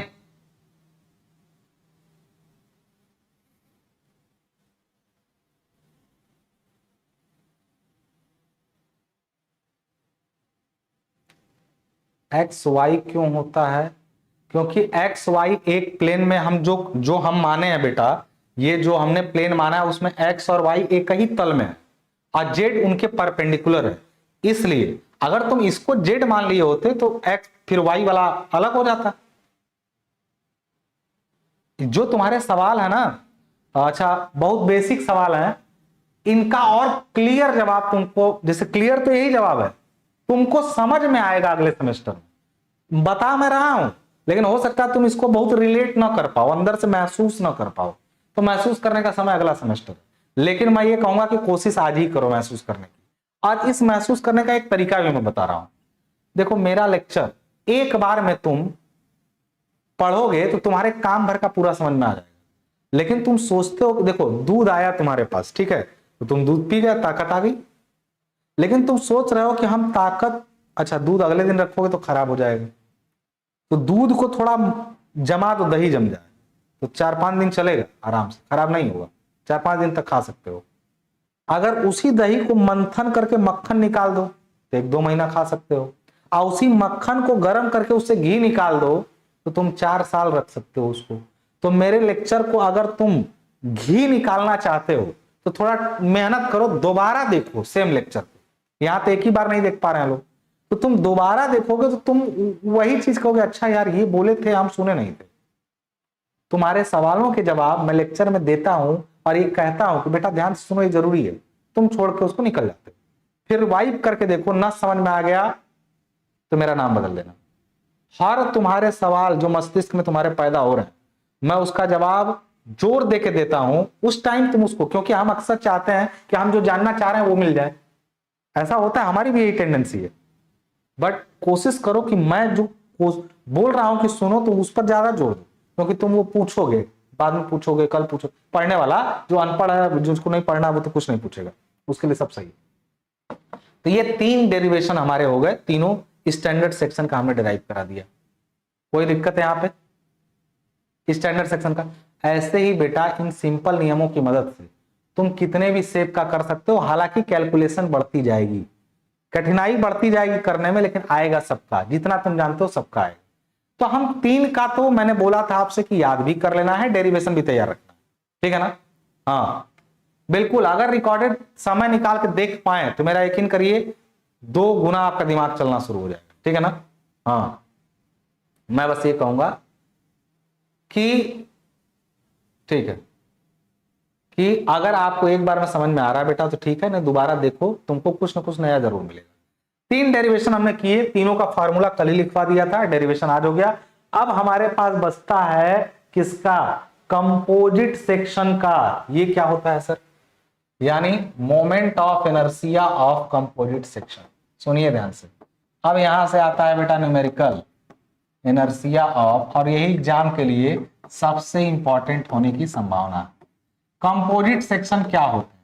जब 2 स्टैंडर्ड मापों को मिला के कोई सेक्शन बनाया जाए उसको हम लोग कंपोजिट सेक्शन बोलते हैं। क्या बोलते हैं? यानी when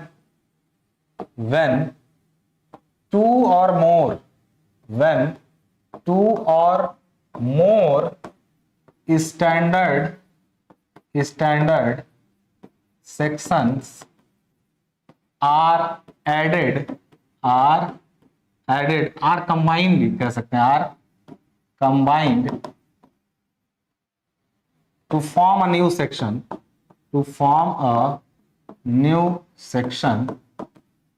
is called composite section। Composite मतलब दो चीजों से मिलकर बना हुआ। अगर हम लोग का दो या अधिक सेक्शन को मिला करके कोई सेक्शन बनता है तो उसको कंपोजिट सेक्शन बोलते हैं। मार्केट में आप जाएंगे देखो तो तुमको बेटा L section, I section, girder section मिलता है मार्केट में। रेलवे की पटरी देखो आई जैसा बना रहता है तो उसका मोमेंट ऑफ इनर्शिया निकालना पड़ेगा तुमको बाद में। आप कैसे निकालेंगे? तो हम लोग सबसे पहला सेक्शन ले लेते हैं, सबसे पहले एल सेक्शन, ठीक है ना। एल सेक्शन पहला ले लेते हैं, ठीक है। एल सेक्शन क्या होगा यहां देखना ध्यान से, सब लोग ध्यान से देखना यहां पे। ये हुआ आपका एल सेक्शन। अब इसमें मापें छोटी बड़ी हो सकती हैं, बराबर भी हो सकती हैं। ये माप छोटी बड़ी और बराबर हो सकती हैं, कोई परेशानी वाली बात नहीं है। आपका क्या मन है? देखो एल सेक्शन में ना, सेक्शन मतलब ऐसी कोई चीज बनी हो, तो मैंने तुमको एल सेक्शन दिखाया था, अगर नहीं याद है तो याद करो। एल सेक्शन कहां देखा था हम लोगों ने? एल्बो वगैरह में कहीं देखा था? ये आपका एल सेक्शन है। एल सेक्शन ऐसे मार्केट में दरवाजे वगैरह जहां पे टिकाए जाते हैं वहां देखते हो, दरवाजा जब बंद करते हैं उसमें कुछ लोग कहते हैं एंगल लगा दीजिए। एंगल सुना हो? एंगल ऐसे लंबा में रहता है, एल टाइप का मुड़ा हुआ, उसी को एल सेक्शन बोलते हैं, वही है ये। अब एक बात बताओ यहां पे, इसकी इस एल सेक्शन की इनको ये जो दो निकली हुई है इनको बोलते हैं उसका लेग, बोलते हैं। तो लेग का साइड एक जैसा बराबर बराबर भी हो सकता है, इक्वल लेग भी बोल सकते हैं, अनइक्वल लेग भी बोल सकते हैं। तो बताओ इसको इक्वल रखें कि अनइक्वल रखें? इक्वल रखेंगे तो सेंट्रॉइड की दूरी दोनों तरफ से बराबर आएगी। अनइक्वल, चलो अनइक्वल रखते हैं क्योंकि इक्वल एक करा चुके हैं। यहां से यहां तक मैं मान लेता हूं कि 8 सेंटीमीटर है, इसको मान लेता हूं मैं कि 10 सेंटीमीटर है, और इसकी मोटाई को मैं यहां से यहां तक 2 सेंटीमीटर मान लेता हूं, ठीक है। ये है, और मुझे इसका मोमेंट ऑफ इनर्शिया इसके सेंट्रोइडल एक्सिस के अबाउट निकालना है। कोई बताएगा इसका सेंट्रोइडल एक्सिस कहां होगा? कोई बताएगा कि इसका सेंट्रोइडल एक्सिस कहां होगा? क्या मैं यहां मान लूं अभी के लिए? बताइए। हाँ बताइए, सेंट्रोइडल एक्सिस इसका ये दोनों मान लो, इसको एक्स एक्स मान लो और इसको वाई वाई। एग्जाम में जानते हो कैसे क्वेश्चन देगा? एक एल टाइप का ऐसे बनाया रहेगा और उसकी माप लिखा रहेगा पूरी, बोलेगा इसकी केंद्रीय अक्ष के परितः जड़त्व आघूर्ण का मान बताइए। नहीं समझे बात? केंद्रीय अक्ष के परितः जड़त्व आघूर्ण का मान बताइए, बताइए।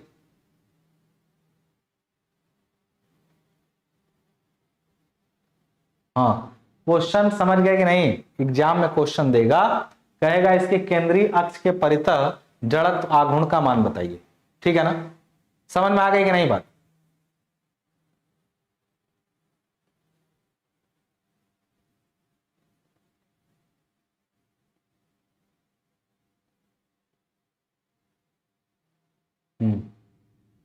फिर कोई बोला अखिलेश यादव 5-4 पे। अखिलेश दिमाग खराब है और ऊपर से लगातार कमेंट कर रहे हो। रुकोगे तुम कि नहीं है ये बता दो अखिलेश। ये पृथ्वी भी वही है, तुम लोग दिमाग से दुरुस्त हो कि नहीं ये बता दो। अभी उस दिन बताए थे ना कि इसका आधा आधा मत करना, बताए थे कि नहीं बताए थे? इसका निकालने का क्या तरीका था सेंट्रोइडल एक्सिस?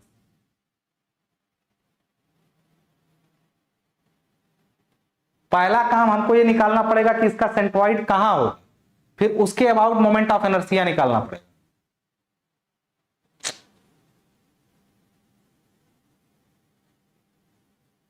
यार हम तुम लोग को क्या समझाएं, सेंट्रॉइड निकालना अभी नहीं बताया हम इसका। सुन लो ये क्वेश्चन कैसे होगा। एल सेक्शन हमने लिया है, साइड यहां पर दिखा गया है और हमने क्वेश्चन लिख किया है फाइंड, और तुमको ये सब नहीं दिया रहेगा क्वेश्चन में, एक्स एक्स वाई वाई नहीं दिया रहेगा, ये भी जान लो।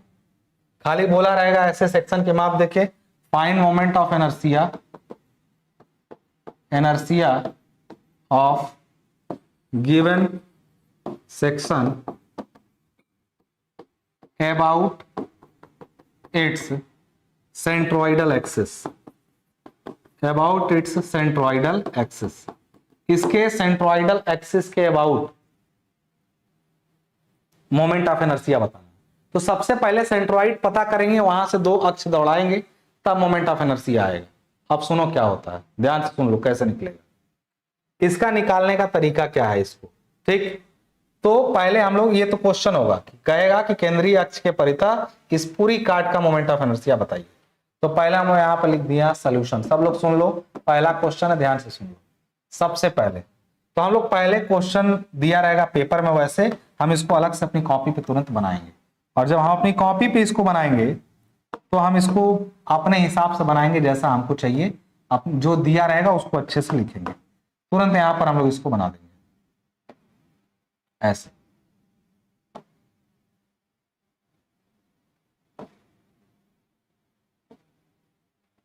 ठीक है, अब यहां कहानी ये हो जाएगी, हम इसको अपने हिसाब से बनाएंगे।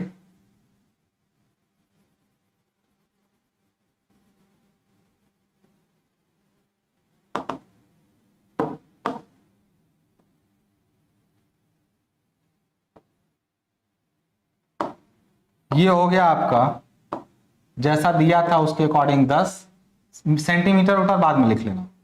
ये हो गया यहां से यहां तक 8, और मोटाई यहां से यहां तक हो गई 2। ठीक है, अब हम मान लेंगे, अपने क्वेश्चन पेपर में नहीं दिया रहेगा, अब हम एक्सिस बनाएंगे, मानेंगे कि एक्सिस कहीं यहीं पर होगा दोनों, और इनके कटान बिंदु पर कहीं पर यहां पर सेंट्रोइड हो, पहले तो ये। ठीक है ना, क्लियर है। अब यहां पर देख लीजिए ध्यान से, सबसे पहले अब मान लेते हैं कि इस आयत को 1 नंबर आयत मान लेते हैं, और इस जो ये 1 नंबर आयत हो गया बेटा, ध्यान समझ लो। ये जो दूसरा वाला आयत यहां पे है, चाहे तो तुम इसको नीचे तक लेकर के इस पूरे को एक आयत मानो, तो ये बचेगा यहीं तक, और अगर तुम इसको यहां तक आके यहीं रोक देते हो तो फिर ये दूसरा वाला यहां से पूरा यहां तक लेना पड़ेगा। मतलब दोनों एरिया कवर करना तुम्हारे ऊपर है कि तुम इस 1 नंबर वाले आयत को यहीं रोक करके इसको पूरा ले लो, या इसको पूरा नीचे तक ले आ रहे हो तो इसको इतना ही लो, मतलब 2 पार्ट में आयत को बांट लो।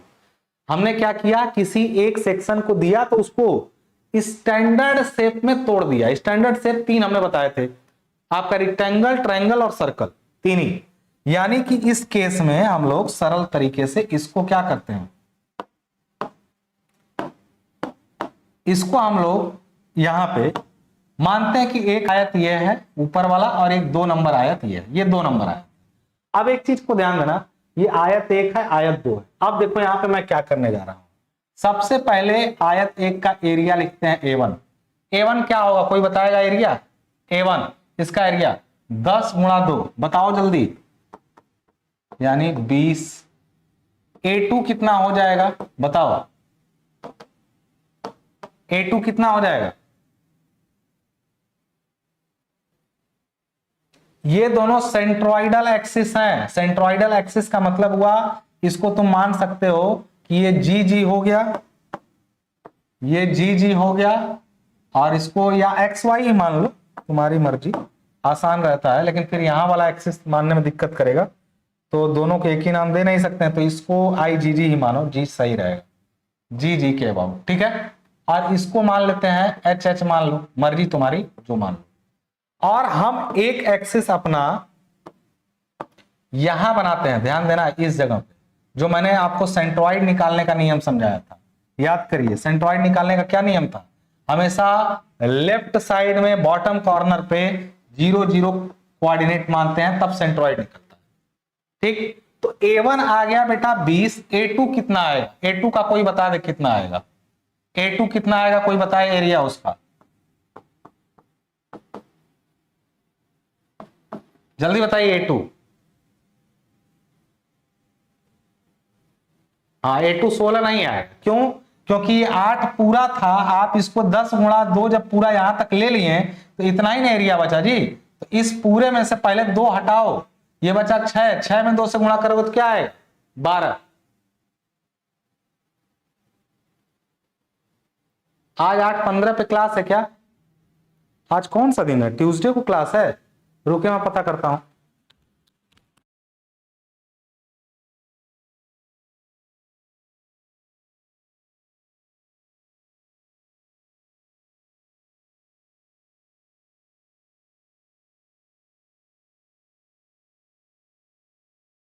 हेलो, कल है भाई क्लास, कल है, आज नहीं है। कल है, आज नहीं है उसकी क्लास, F EEE वाली। परेशान कर दिए तुम लोगों को। ये 12 हो गया। अच्छा, ये इसका एरिया निकल गया। आप सुनो, तुमको इस जगह से पता करना है कि ये कितनी दूरी पर होगा पॉइंट, एक्स भी और इसका वाई भी। अब एक चीज यहां पर बताओ, पहले तुमको इस आयत का पता करना पड़ेगा। तुम बताओ, इस जो आयत तुम पहला माने हो उसका केंद्र कहां होगा, यानी इसका इस यहां पहुंचना है तो कितना एक्स चले और कितना वाई चले। तो पहले x1 लिख देते हैं यहां पे, या ऐसे अलग कर लो, देखो यहां पे लिख दो A2 बराबर यहां लिख देते हैं 6 गुणे 2 यानी 12। अब देखो यहां पे A1 हो गया। अब x1 बताओ, यानी ये जो पहला आयत है उसका केंद्र मानते हैं कि x1 y1 है, x1 y1 है इसका केंद्र। तो बताओ x1 क्या होगा, y1 क्या होगा, जल्दी मुझे बताइए।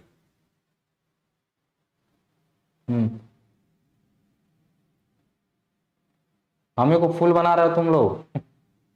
अभी बनाते हैं फूल हम, 1 घंटा अभी पढ़ाएंगे तो अभी फूल पता चलेगा कौन बनता है। इधर आओ जल्दी, इधर देखो। मैं ये कह रहा हूं, बताओ इसका x1 y1 का वैल्यू क्या होगा इस पॉइंट पर। यानी मैं एक आयत चुना, उसका केंद्र जहां पे है, तो यहां से कितना x चले और कितना y चले। तो बेटा 2 है ये, इसका आधा चलना 1 और ऊपर चलना यहां पे कितना 10 का आधा 5। तो x1 है आपका 1 और y1 आपका है 5। सही है कि नहीं है, बताइए। ठीक है ना। अब इसी तरीके से दूसरे आयत के बारे में, अगर इसका x2 देखें, इस आयत का केंद्र यहां होगा इस पूरे के आधे पे। देखो ये इसकी चौड़ाई है, इसके आधे पे होगा x2 y2 इसका केंद्र होगा। बताओ x2 कितना होगा, जल्दी बताइए। तो कहेंगे कि सर यहां से चले जाइए यहां पे, तो मैं कहूंगा पहले तो 2 जाऊंगा, पहले तो यहां तक पहुंचूंगा 2 तो आयत शुरू होगा, फिर आयत का आधा यानी 6 का आधा कितना हुआ 3। तो यहां से 2 गए थे, फिर 3 और जाएंगे तो आएगा, यानी 2 और 3 कितना हो गया 5 हो गया x2। और y2 कितना हुआ, तो यहां से कितना ऊपर गए, ये 2 इसकी चौड़ाई है, उसका आधा यानी 1। बताओ ये बात सबको समझ में आई कि नहीं? पहले बताओ इधर समझ में आ गया, पिटा जाओगे अभी।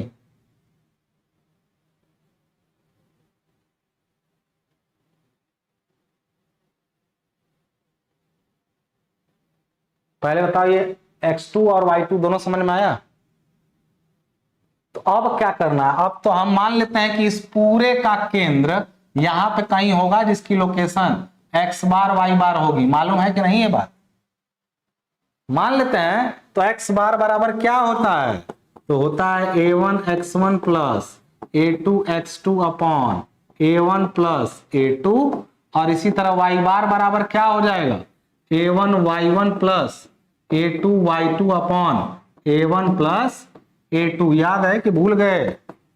a1 बराबर बताओ 20 गुणा x1 की वैल्यू कितनी है 1 प्लस a2 कितना है 12 गुणा x2 की वैल्यू 5 डिवाइडेड बाई 20 अब प्लस 12। उधर y बार बराबर कितना आ जाएगा बताइए। तो y बार बराबर यहां कितना आ रहा है a1 20 गुणा y1 की वैल्यू 5 प्लस a2 का वैल्यू कितना है 12 गुणा y2 की वैल्यू 1 और डिवाइडेड बाई आ जाएगा a1 प्लस a2 यानी 20 प्लस 12। तो ये निकला आपका x बार, ये निकला y बार। तो यानी आपका यहां से निकलता है, दोनों वैल्यू बता दीजिए नहीं तो पिटा जाएंगे। बताइए, तो ये आपका आ गया 20 और 12 पंजे 60, 20 + 60 और डिवाइडेड बाई हो गया 20 10 32, आया 2.5, यानी x बार और y बार की वैल्यू जो आ रही है, पहला x बार आया 2.5 और y बार की वैल्यू कितनी आई बताइए, y बार कितना आ जाएगा, 20 पंजे 100 और 12 112 हुआ और डिवाइडेड बाई नीचे कितना आ जाएगा 32.5, सॉरी 3.5। अब बताइए, जो आप लोग ज्ञान दे रहे थे कि ये होगा 4 5 जोड़ रहे थे, वही आया ये। यानी कि यहां से तुम जाओगे पहले 2.5 और इस पर जाओगे 3.5, तब मिलेगा। बात साफ सुथरी है। यानी यहां से चले तुम कितना, इधर 2.5 x और y पर चले 3.5, तब आएगा। जाहिर सी बात है चलना भी पड़ेगा क्योंकि ये बड़ा है। देखो इधर ज्यादा जाना पड़ेगा, इधर कम जाना पड़ेगा, लोकेशन मिल जाएगी। यानी यहां से कितना गए 2.5, यहां से गए 3.5, आ गया आपका x बार y बार। क्लियर है कि नहीं बताइए, बताइए क्लियर है कि नहीं। लोकेशन मिल गया। अभी तो सेंट्रॉइड निकला है, मैंने कहा था ना सेंट्रॉइड का क्वेश्चन बार बार आएगा।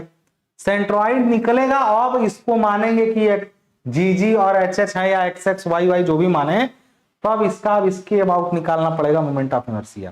कैसे निकलेगा बता रहा हूं, आइए आइए देखते हैं कैसे निकलता है। सुनिए, अब हमारे पास सॉल्यूशन में देखो, ये क्वेश्चन आएगा तो सीधे 10 नंबर का आएगा, ये भी मैं तुमसे बता दे रहा हूं। ये क्वेश्चन आएगा तो 10 नंबर का आएगा। यानी ये एल सेक्शन जो हमने लिया उसका मोमेंट ऑफ इनर्शिया निकालने के लिए देगा तो 10 नंबर का पूछेगा। अब क्या करेंगे सर, सेंट्रॉइड निकला है तो फिर से एक बार हम इसका डायग्राम बना लेते हैं।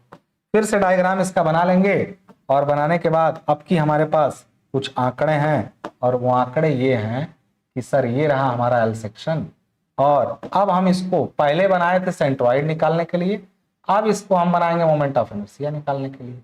कैसे सर, तो ऐसे बेटा। कैसे बेटा, तो यहां पर बेटा अब अपने काम भर का यहाँ पे फोटो हम लोग बनाएंगे जो जरूरत रहेगी। कैसे, तो देखो अब अपने काम की फोटो। मोमेंट ऑफ इनर्शिया निकालने के लिए हमको क्या क्या चाहिए बताता हूं, सब बता। तो ये हो गया आपका 10, ये पता होना चाहिए। ये हो गया 2, पता होना चाहिए। सुनो ध्यान से, अब ये भी हो गया 2 और यहां से यहां हो गया 8। यही था।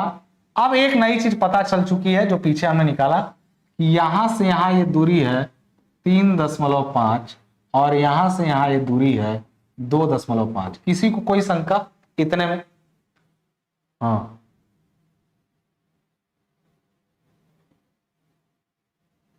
बताइए।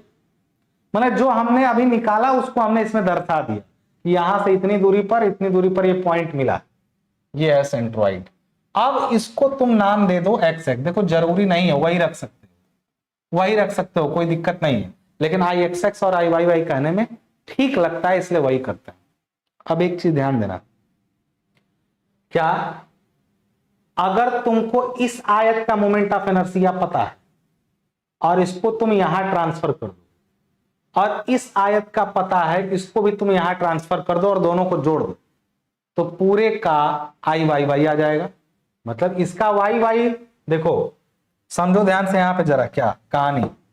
इस लाइन को जरा ध्यान से देखना, जो ग्रीन लाइन खींच रहा हूं मैं, थोड़ा इसको कलर कौन सा करूं, ग्रीन कर दे रहा हूं और सॉलिड कर दे रहा हूं। जरा इसको लाइन को गौर से देखना बेटा, इस लाइन को थोड़ा गौर से देखना। इस लाइन को जरा गौर से देखना। इस अकेले आयत का सेंट्रोइडल एक्सिस ये है, इस छोटे अकेले आयत का सेंट्रोइडल एक्सिस ये है। इनको आप x1 x1 या y1 y1 मान सकते हैं यहां पे। इसको x2 x2 और y2 y2 मान सकते हैं। बताइए, इनके एक छोटे आयत का एक्सिस और ये एक छोटे आयत का एक्सिस। अगर तुम इसका निकाल और इसको यहां ट्रांसफर कर दो, इसके वाई वाई के अबाउट निकालो यहां ला दो, इसके वाई वाई के अबाउट निकालो और यहां ला दो, दोनों को जोड़ दो तो पूरे का आ जाएगा। इसी तरह इसका एक्स एक्स के अबाउट निकालो, इसका एक्स एक्स का अबाउट निकालो, इसको यहां ट्रांसफर कर दो, इसको भी यहां नीचे ट्रांसफर कर दो, ट्रांसफर करके जोड़ दो। यानी नियम यह है कि हमें अगर स्टैंडर्ड शेप का मालूम है, दूसरे का भी मालूम है, 3-4 ठो सबका मालूम है, तो हम करेंगे क्या, एक स्टैंडर्ड शेप का moment of inertia x x के अबाउट निकाले, उसको पूरे सेक्शन के एक्स एक्स पर ला देंगे ट्रांसफर करके पैरेलल एक्सिस से, नीचे वाले का जाने तो इसका भी निकाल के ट्रांसफर कर देंगे पैरेलल एक्सिस से, आ जाएगा पूरे का मोमेंट ऑफ इनर्शिया। अगर मुझे लगाना होगा तो मैं यहां लिखूंगा, यहां पे आई एक्स एक्स, सुनना जरा ध्यान से, जरा मैं करने जा रहा हूं जैसे मैं करता हूं, फिर तुम धीरे धीरे कर लेना। आई एक्स एक्स मैंने लिखा यहां पे पूरे सेक्शन का, और मैंने यहां पर लिखा बराबर। तो पहले मैंने इस वाले को लिया, कितना होगा इसका, अकेले आयत नंबर 1 का आई एक्स एक्स निकाले, यानी इसका इसका, तो क्यूब तो इस वाले का करना पड़ेगा, यानी बी 2 गुणा 10 का क्यूब बाई 12। ये सही है कि नहीं? आयत नंबर 1 का प्लीज कमेंट, जरूरी है आपका कमेंट इस समय। आयत नंबर 1 का मोमेंट ऑफ इनर्शिया ये सही है कि नहीं? बी डी का क्यूब बाई 12। लेकिन हमको इसके अबाउट नहीं चाहिए, हमको तो इस पूरे आयत को यहां नीचे ट्रांसफर करना है, पूरे सेक्शन का जो है, पूरी काट का एक्स ये है बेटा, ये ब्लू वाली लाइन, पूरी काट का एक्स एक्स ये ब्लू वाली लाइन है, इसको तुम यहां ला रहे हो, अपने अबाउट तो आ गया वो, लेकिन इसको यहां लाओ। तुम बता सकते हो यहां लाने के लिए ये दूरी चाहिए होगी, ये दूरी कितनी होगी? कौन कमेंट करेगा बहादुर बच्चा? ये दूरी कितनी होगी? पहले तो पूरे का एरिया लेंगे और इस दूरी का स्क्वायर करेंगे, यहां आ जाएगा। तो प्लस मैंने लिखा एरिया, जो कि है एरिया है इसका 10 गुणा 2। ये सुनो ध्यान से, इस आयत का इनर्शिया मैं यहां ट्रांसफर कर रहा हूं, यानी B D cube by 12 plus A into दूरी का स्क्वायर। दूरी कितनी है ये वाली, कोई बताएगा जल्दी से? तो मैं कहूंगा ये दूरी है कितना, तो कहूंगा 5 माइनस 3.5, ये दूरी है, और दूरी का तो स्क्वायर करना था। कैसे बेटा? ये यहां से 10 है, 10 के आधे 5 पे इसका केंद्र है। अब मैं बोला हूं कि ये वाला यहां से कितना है, 3.5 पे था, याद करो।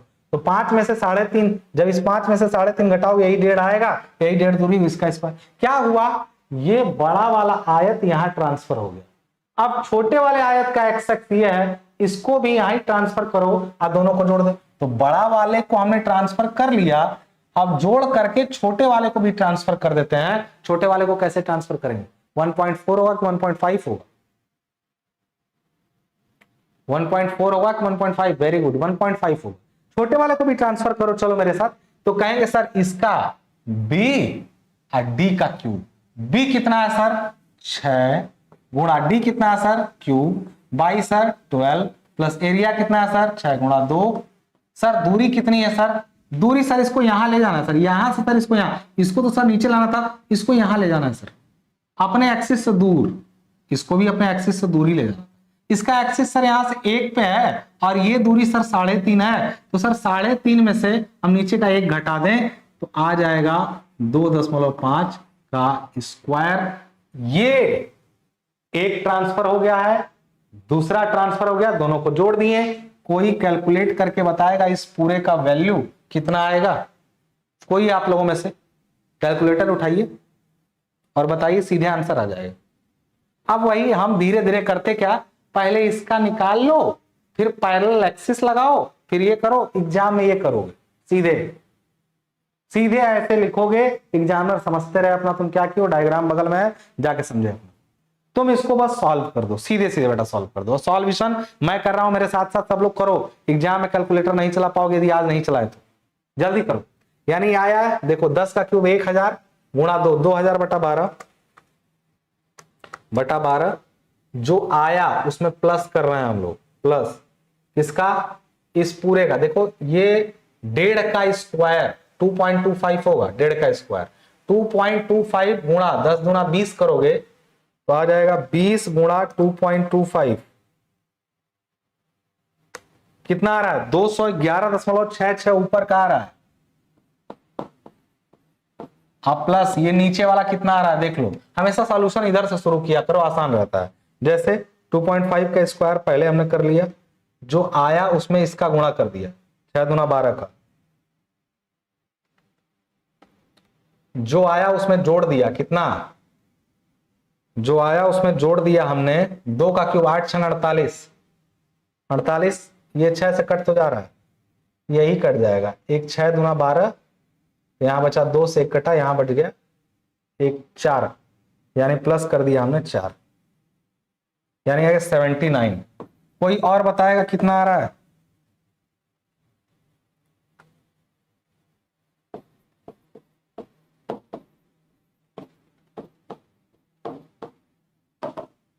कोई और आप लोगों में से वीर पुरुष हो यदि तो बताए कि कितना आंसर आ रहा है, पूरा फाइनल आंसर बताइए, पूरा फाइनल आंसर बताइए, ऐसे मजा नहीं आएगा। कम से कम 2-3 लोग बताएं तब ना चेक हो पाएगा, मान लो हम ही से कैलकुलेशन मिस्टेक हो जाए।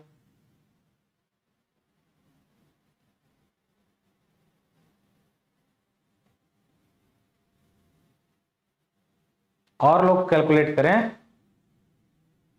तो ये क्वेश्चन जो आज आपने लगाया कि सर हमें ये दे देगा ये और कहेगा इसका मोमेंट ऑफ इनर्शिया निकालिए, तो ऐसे ही डायमेंशन दी रहेगी। पहले आपको सेंट्रोइड निकालना पड़ेगा, अगर सेंट्रोइड नहीं निकाले होते तो कैसे ये दूरी इनके बीच का निकाले होते ये दोनों। समझ गया कि नहीं मैं क्या कहना चाह रहा हूं? तो आपका फाइनली मोमेंट ऑफ इनर्शिया आएगा, जिसमें यूनिट रहेगी पावर 4 लगा दीजिएगा, सेंटीमीटर टू द पावर 4। कितने लोगों को ये क्वेश्चन समझ में आया? कमेंट करिए।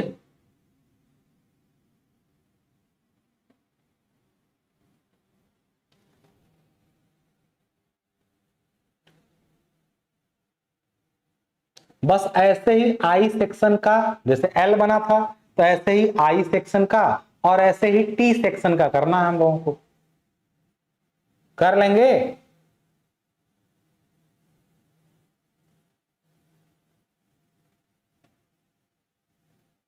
तीन सेक्शन दिया हम लोगों को, देखिए यहां पे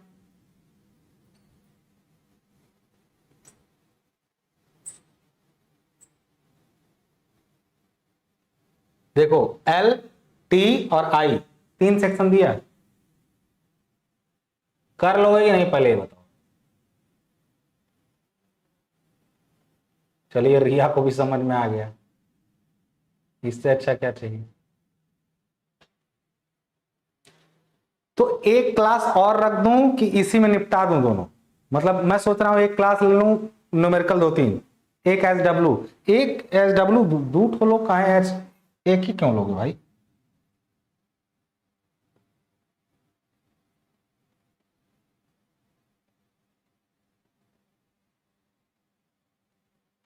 चलो एक और एक SW दे देते हैं। लो SW क्या, इसी को आगे सॉल्व करवा देंगे हम। बुक से डायरेक्ट लगाओ ताकि आंसर मिलाओ तो मजा आए, ठीक है? डायरेक्ट एग्जांपल से लगाना ताकि आंसर मिलाने में मजा आए, ठीक है? कई बार आई में एक बड़ा और एक छोटा हो सकता है, और अगर बराबर है तो आसान हो जाता है क्वेश्चन, ठीक है? तो मैं बड़ा छोटा वाला दे देता हूं। इसको मान लो 8, इसको मान लो यहां से यहां 2, इसको मान लो यहां से यहां तक 10, और ये 2 ही रहेगा, ये भी 2 रहेगा। आपको सीधे क्वेश्चन है, क्वेश्चन क्या है? Find MOI about centroidal axis, centroidal, यही क्वेश्चन है बेटा सब लोगों के लिए। 3 आयत हो गए, उसमें 2 थे, इसमें 3 है। अब पहले सेंट्रोइड निकालोगे, जहां आएगा उस पर इसको भी ट्रांसफर करना पड़ेगा, इसको भी। अच्छा मजेदार बात एक और ये, पिछले क्वेश्चन में तुमने जो निकाला है ना, वो सिर्फ x को ट्रांसफर किया है अभी। अच्छा आई एक्स से निकला है बेटा, आई वाई वाई तो निकाले ही नहीं, आई वाई वाई तो निकाले, वाई वाई भी निकाला जाए तब ना मजा आए। रुको, वाई वाई भी निकाला जाए इसका। देखो एक्स एक्स निकला है, क्यों? क्योंकि इसका एक्स निकाल के यहां ला दिए, इसका एक्स निकाल के आई वाई वाई भी निकाल लेते हैं, तब ना पूरा बात होगा। आई वाई वाई निकालो, वाई वाई मतलब वाई वाई के अबाउट। अब बताओ यहां पे ध्यान देना, वाई वाई का लिखेंगे तो पहले इसका निकालेंगे, इसका अबाउट, इसको यहां ले जाएंगे, फिर इसका निकालेंगे, इसको यहां ले जाएंगे, दोनों को जोड़ देंगे, सही है ना? यानी पहले वाई वाई निकालेंगे इसके अबाउट, तो इसका ना क्यूब करेंगे, यानी 10 गुणा 2 का क्यूब। देखो 10 गुणा 2 का क्यूब बाई 12 प्लस एरिया जो कि है 20 गुणा दूरी। बताओ इसके जो अपना वाई वाई है जहां इसको ले जाना है, इसके बीच की दूरी कौन बताएगा? कहेंगे सर यहां से यहां तक की दूरी 2.5 है, इधर यहां, और ये है 1 क्योंकि 2 का आधा 1, तो ये बचा सर 1.5। ये दूरी कितनी बची यहां से यहां तक बताइए? 1.5 बचा कि नहीं? तो यहां पर लिखेंगे 1.5 का, ये हो गया ट्रांसफर बड़ा वाला, प्लस छोटा वाले को ट्रांसफर करेंगे। छोटा वाले का क्या कहानी है यहाँ पे? तो ये छोटा वाला है कितना, अब वाई वाई का काम कर रहे हैं हम लोग, तो एक्स एक्स का क्यूब होगा, ध्यान रखिएगा। अभी किसका 2 का क्यूब किए थे ना, बी डी का क्यूब किए थे, तो अब डी 2 करेंगे और क्यूब करेंगे इस वाले, जैसे यहां पर 2 का क्यूब हुआ था तब इसका ना क्यूब होगा, तो यहां लिखेंगे 2 गुणे 6 का क्यूब बाई 12 अब प्लस एरिया यानी 6 गुणा 6 गुना 12 गुणे, अब दूरी बताओ कितना हो जाएगा? y का इससे कोई दूरी बता दें आप लोगों ने, इन दोनों के बीच की दूरी कितनी होगी जल्दी बताइए। आप जानते थे यहां से ये, यहां से कुल दूरी 5 थी, यहां से कुल दूरी 5 थी, नहीं थी? 2 फिर 6 का आधा 3, तो ये 5 दूरी पे था, और यहां से ये दूरी 2.5 है, यहां से ये दूरी 2.5 है, निकाले थे तुम अभी x बार की दूरी। तो जब ये 2.5 है और यहां से यहां तक ये 5 है, तो इसका मतलब हुआ कि ये बीच की दूरी भी 2.5 होगी। नहीं समझे? इसको सॉल्व कर देना, आई वाई वाई आ जाएगा, जैसे उसको सॉल्व किया इसको सॉल्व कर देना। देख लो आराम से, रुको मिला लो,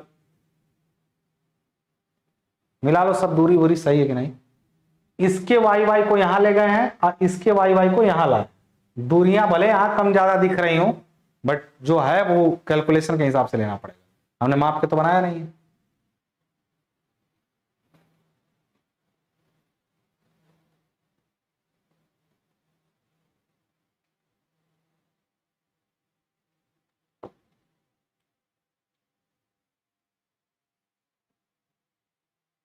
और एस डब्ल्यू जो होमवर्क है आपका वो ये रहा आपके सामने, सेम क्वेश्चन इसका भी है, आई एक्स एक्स और आई वाई वाई निकालना है।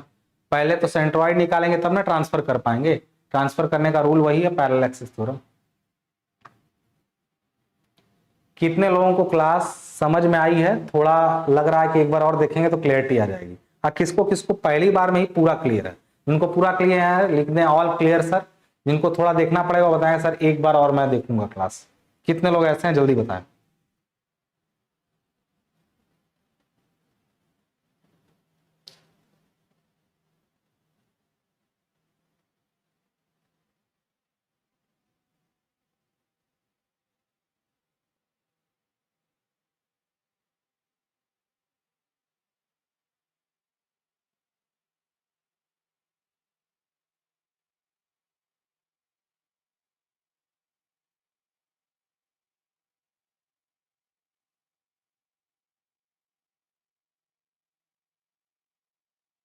चलिए जिनका बहुत बढ़िया अच्छे से क्लियर है, मैं एक बात बताऊं, इसका एक क्लास और लूंगा सिर्फ न्यूमेरिकल लगाने के लिए, सिर्फ न्यूमेरिकल लगाने के लिए एक क्लास लूंगा। उसके बाद हम लोग का अगला चैप्टर मशीन, केवल लास्ट यूनिट बचेगी, और लास्ट यूनिट मशीन बचेगी, उसको खत्म कर लिया जाएगा, ठीक है ना? तो सब लोग सहमत हैं कि हम लोग का मैकेनिक्स भी लगभग खत्म ही है, अब एक चैप्टर मशीन बचा है। क्योंकि ये चैप्टर लंबा खिंच गया मोमेंट ऑफ इनर्शिया की वजह से, केवल सेंट्रॉइड रहता तो जल्दी खत्म हो जाता।